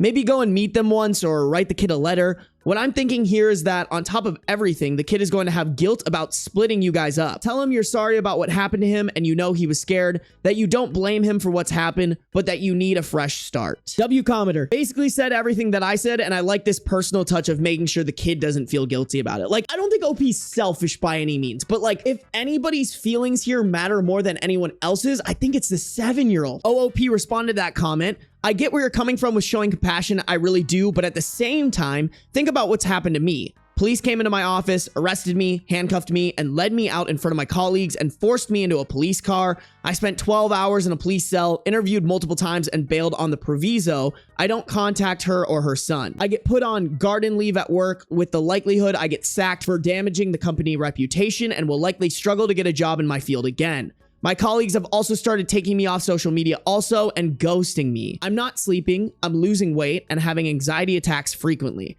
I wish I could have compassion and want to see them again, but at the same time, I'm too hurt. All right, so OP doesn't have the capacity to give the compassion based off of what has happened to them. Okay, all right. That's fair, I guess, if that's the repercussions he's dealing with, even though he wasn't prosecuted. I don't know, I still really like the idea of the letter. Another commenter said, I don't think it's very kind to ghost them. The kid is 7 and traumatized. You should at least forgive him. You seem angry at him for lying, but he's just a child. You can't hold him to the same standard as an adult. You don't have to be with this woman or that family, but please at least make sure the kid is okay. Keep enough contact to make amends with him for his sake. OOP. Yeah, but it's not just a case of him lying, is it? If you read my comments, I'm likely losing my job and career in my field, and as a result, my home, lifestyle, and livelihood. I've lost friends and I'm having panic attacks and hardly sleep anymore. And I've lost a great relationship with the woman I could have happily married, all because he said I sexually assaulted him. Even if I could forgive him, and I'm not saying I could never forget it. Is this a situation where the only way past it is through it? Like, why can't you communicate this to the mother who can then go to the job, to your colleagues, to your friends? Like, you were acquitted. Let people know. Post on social media that, like, I was accused of this. You probably heard that. This is what happened. I guess there's the argument that, like, oh, now you're sharing the 7-year-old's business. But, like, honestly, the 7-year-old made it your business when they falsely accused you of it. Now it's partially your business to make sure that you are absolved of it in the eyes of the people. They've made their assumptions, and now it's necessary for you to go out there and tell your job and your colleagues that this is what actually happened. Okay, so here's a comment that addresses what I just said. Can OOP tell/show work? The case was dropped to false charges. In my work's eyes, it doesn't matter. I've got a big meeting with my manager and regional manager, HR, etc. on Monday to determine if I have a job or not. Even if I'm in the clear, their argument is that our job is a public job where we do lots in the community, and if they keep me on board, it could damage their reputation by having me working there, even if I'm legally innocent and their reputation comes first. That's some shitty job shit. I hate that. OOP gives a detailed response to a commenter. I've been wanting to reply to your post meaningfully for hours because you said things in a good way without calling me a monster or a horrible person like a lot others started to. But I was so drunk when I first saw it, I thought I'd get some sleep, sober up, and come back to it with a clearer head. I'm guessing they're quoting from the comment they're responding to. However, please be aware this little guy with whom you've begun building a genuine and healthy relationship with went through an experience that traumatizes them to the core. And then faced with immense pressure, he panicked and named you. If you walk away from this little guy with no words, no forgiveness, this will become a defining moment in his developmental mental health and affect not only his relationships moving forward, but possibly his ability to function if the guilt and shame grow. OOP responds to that comment saying, this part is what's cutting me very deeply at the moment. You see, I've mentioned in another post, I sadly can't have biological kids of my own. So I resigned myself to the fact I'd never have a deep and meaningful relationship with a child. But then he and his mom came along and I started to really bond with him and he with me. I wasn't his stepfather by any means, but I did really feel good things towards him and would have gladly took that role on. But then this happened and it's cut me to the core, honestly. It's affected me just as badly as the professional aspect has. A lot of people have said that he lacks the intellectual capacity for reason that an adult has, and I get that in my rational brain, but my emotional side isn't quite so quick to forgive yet. As many times as I say to myself, I would be open to make contact and say I forgive him, the anger and resentment of what's happened to me with my arrest, health issues, relationship fading away, and what's going to happen to me as far as my career and my money in the future stops me from being able to do it in an honest way. I don't think I could even lie and do it at this stage. I know I just wouldn't be able to. I can't say I'll always be this way. Maybe some months or years down the line I could, but I'm not able to do this at the moment. Other people who have commented on here have said I need to do it ASAP as it'll affect his development, but they're not the ones in this situation. Okay, and then this is in quotations, I'm guessing from the comment. How else could she respond? OOP replies, and again, I get that in my rational, sober mind, but the emotional hurt me says regardless. Her actions ruined my life. Okay, I'm guessing that's talking about the mother there and her automatically believing her son, which I don't disagree with. OOP needs to understand that even if his emotions don't want to. She did the right thing there, believing her child. I truly, truly believe that. I'll die on that hill. Another quote from the comment. Whatever you choose, forgive the little man and give his broken and tormented heart and mind some peace. OOP replied, I think I could only do that when I find some peace myself. Yes, someone's pointed out I have a fully developed near 40-year-old guy's mind, but what happened to me will affect me for the rest of my life. If I ever get into a relationship again, I wouldn't want to get with someone with kids anymore because I wouldn't be able to trust them. Me personally, I think OP needs to put his feelings aside and think about this kid. If he truly was willing to take a father role with this kid and cares about him, like, I get it emotionally, you're a wreck too, but like, being a parent means being able to overcome your emotions to provide for your kids as best as possible. You are willing to take a father role for this kid, and to this kid, you probably are the father role. And because because of that, personally, I just think you need to get over yourself and do what's best for that kid. Even if it's not sincere, even if you sincerely are holding a grudge against a 7-year-old kid for what they said, not saying that you didn't go through something terrible and that maybe you deserve to be able to hold that grudge, but like, in my opinion, you got to get over it and like help this 7-year-old boy who has been molested, is going to fucking deal with that for the rest of their life. And you have the ability to take one little thing off of that already heavy burden by just sending them a letter that says, hey, I know what you did was wrong, but like, I forgive you. Don't worry about it. I will try to support where it makes sense that I can support. Maybe I just have a soft spot for kids, but I think that's the right move. As much as I want to validate everything that's happening to OP, I also just think it's like, get over it for the sake of this kid. I feel for the mom, OP, and the kid, but he isn't in the wrong for wanting to leave. I agree with that, Clover, but I think he's in the wrong for not wanting to put this child's mind at ease and like reduce the child's suffering as much as possible. Because it sounds like OP has a lot of resentment and he doesn't want to put in the work to overcome that in counseling, I think this relationship is dead. But there is something that you can do for this kid who is practically your child unofficially. It's a little selfish not to want to help the kid that you were about to become the stepdad for. Do I have any way of fighting what seems like an up and coming dismissal? October 5th, 2019. I'm guessing this is the post that was posted in r/legal advice UK. So basically, I was recently arrested for being accused of sexually assaulting my GF's son. Subsequently, all charges against me have been dropped, which I received a letter from the police confirming charges have been dropped, and I don't have to go back for any bail hearings. As I have discovered unofficially since, her son admitted it was another family member who assaulted him. At the start, when I was first arrested, I was put on gardening leave at work. I've been there just over 5 years. Once I received the letter, I gave it to my employer and my boss has scheduled a meeting for this Monday with him, regional managers, and HR to determine if I still have a job. Basically, their argument is that even though I am no longer facing any charges, my accusation/leave had leaked out online and they say it may hurt their reputation having me as an employee, and I no longer have the support of my colleagues, which they need to consider if it's going to affect the business long term. As it is, several colleagues have removed me from social media. In recent days, I've come off anyway, but this was before, and have been ghosting me socially. Do I have any recourse? I really don't want to lose my job. My money's really good, and I have a lot of perks, company car, phone allowance, etc. And not only that, I've worked really hard to get where I am.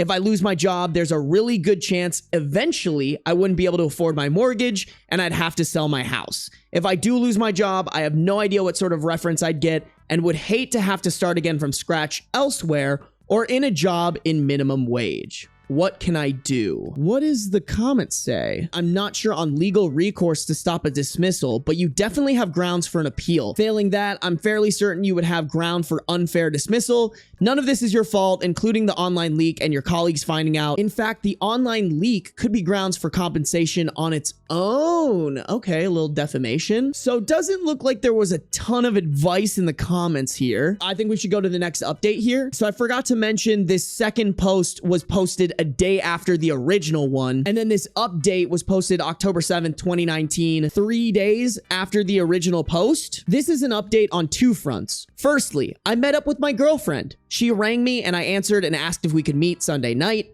Normally I'd not answer, but because she had it from a withheld number and I was pissed, I said, yeah, all right. When she came around, I was all set to be guns a-blazing and tell her to fuck off. But when I saw her, I felt all emotional and broke down. She did too. We hugged really well and she kept on saying how awful I looked and how much weight I'd lost.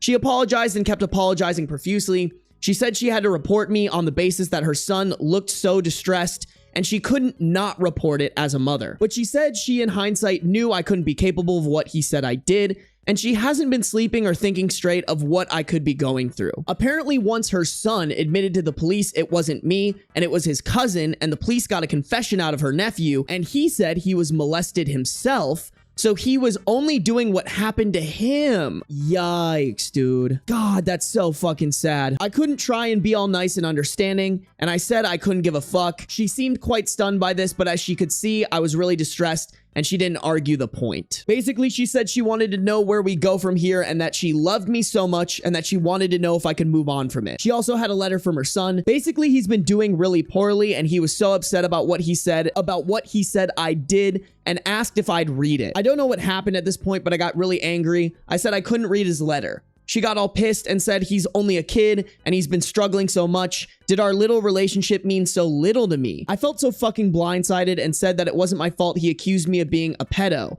And after a lot of arguing, raised voices, and hurt feelings, I said I'd take the letter, but couldn't promise I'd want to reply. I mean, his accusation is going to likely ruin my career.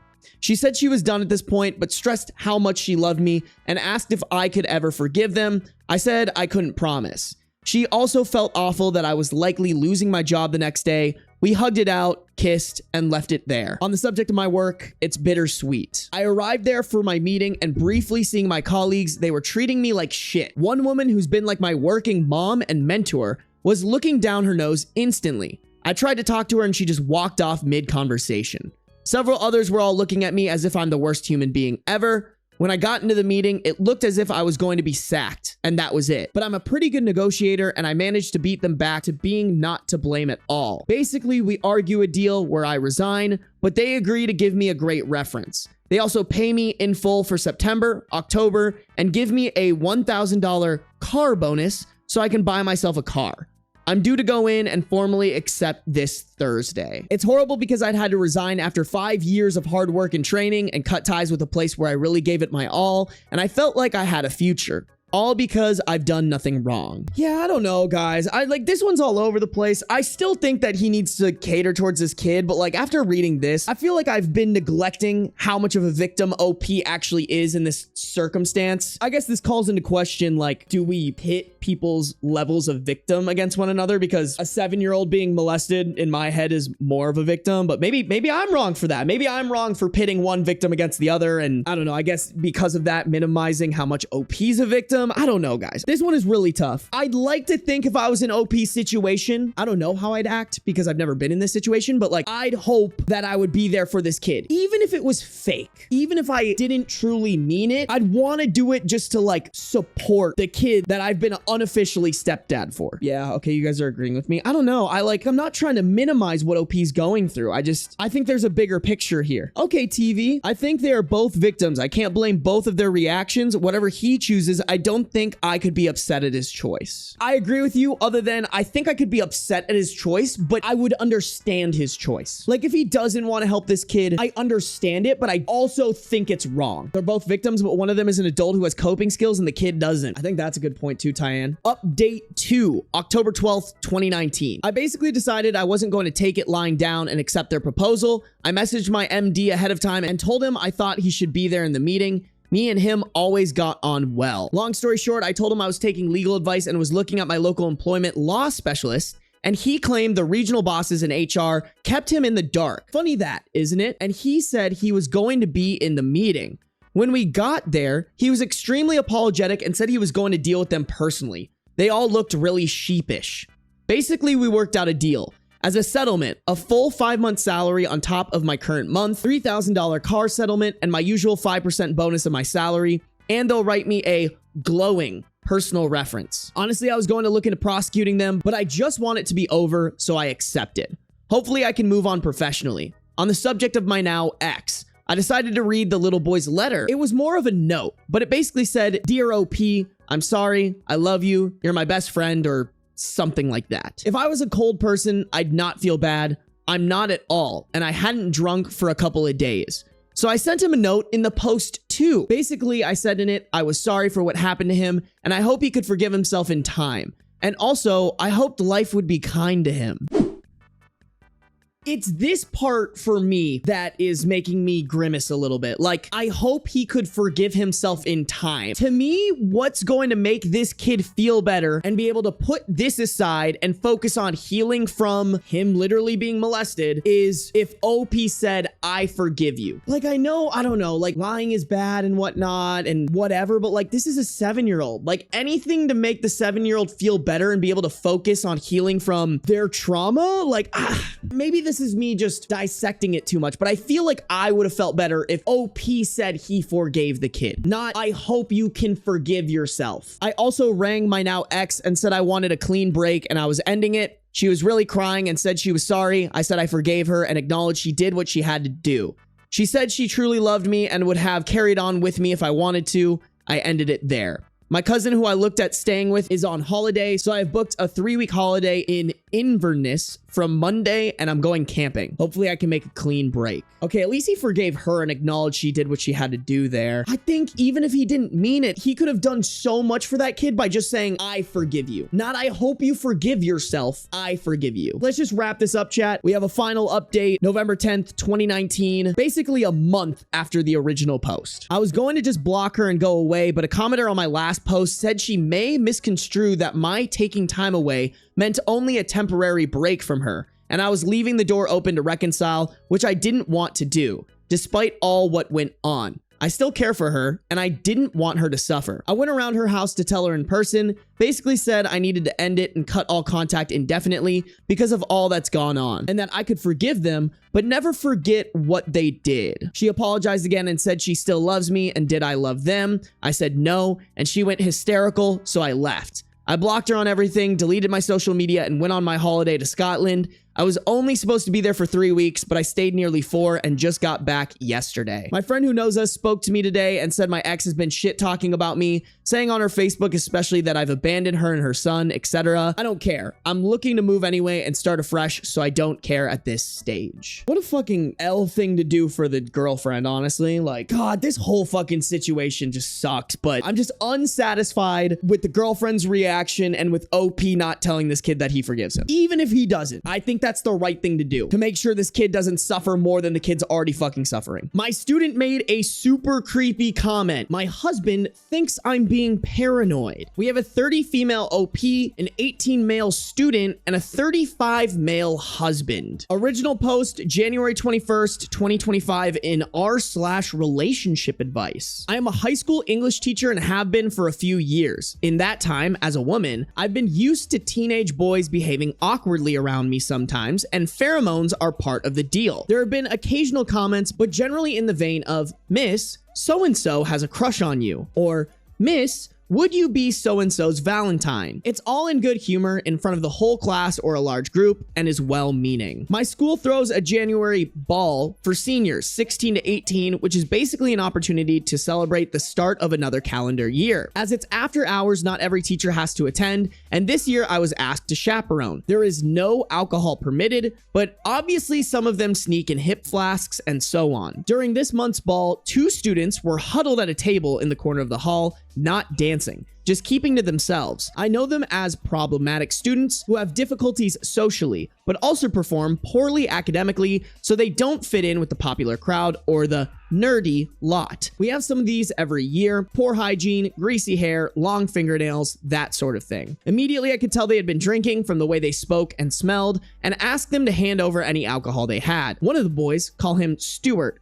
started protesting. He said the following, and I'm 100% sure this is what he actually said. Come on, miss. Don't pretend you won't open that bottle of Bailey's when you get home. Feet up in your dressing gown, watching the new TV. Give us a break. Now, as soon as he said this, I felt my heart drop into my stomach and got cold all over. I had just bought a bottle of Bailey's Irish Cream for myself the weekend before the dance. I am in the habit on nights where I don't have much marking/planning and want to treat myself of having a bath and watching a movie/series in my dressing gown. My husband bought a new television over Christmas. I asked him how he knew those things, and he feigned ignorance, basically saying it was a lucky guess. I was so shaken that I left them, and a short while later, they both left. But that night, I could barely sleep, and my paranoia kept growing. I simply cannot believe that he could have guessed all 3 of those things. One, maybe, but no way all 3. My husband is away for work currently. I phoned and told him about it, and he basically downplayed my concerns,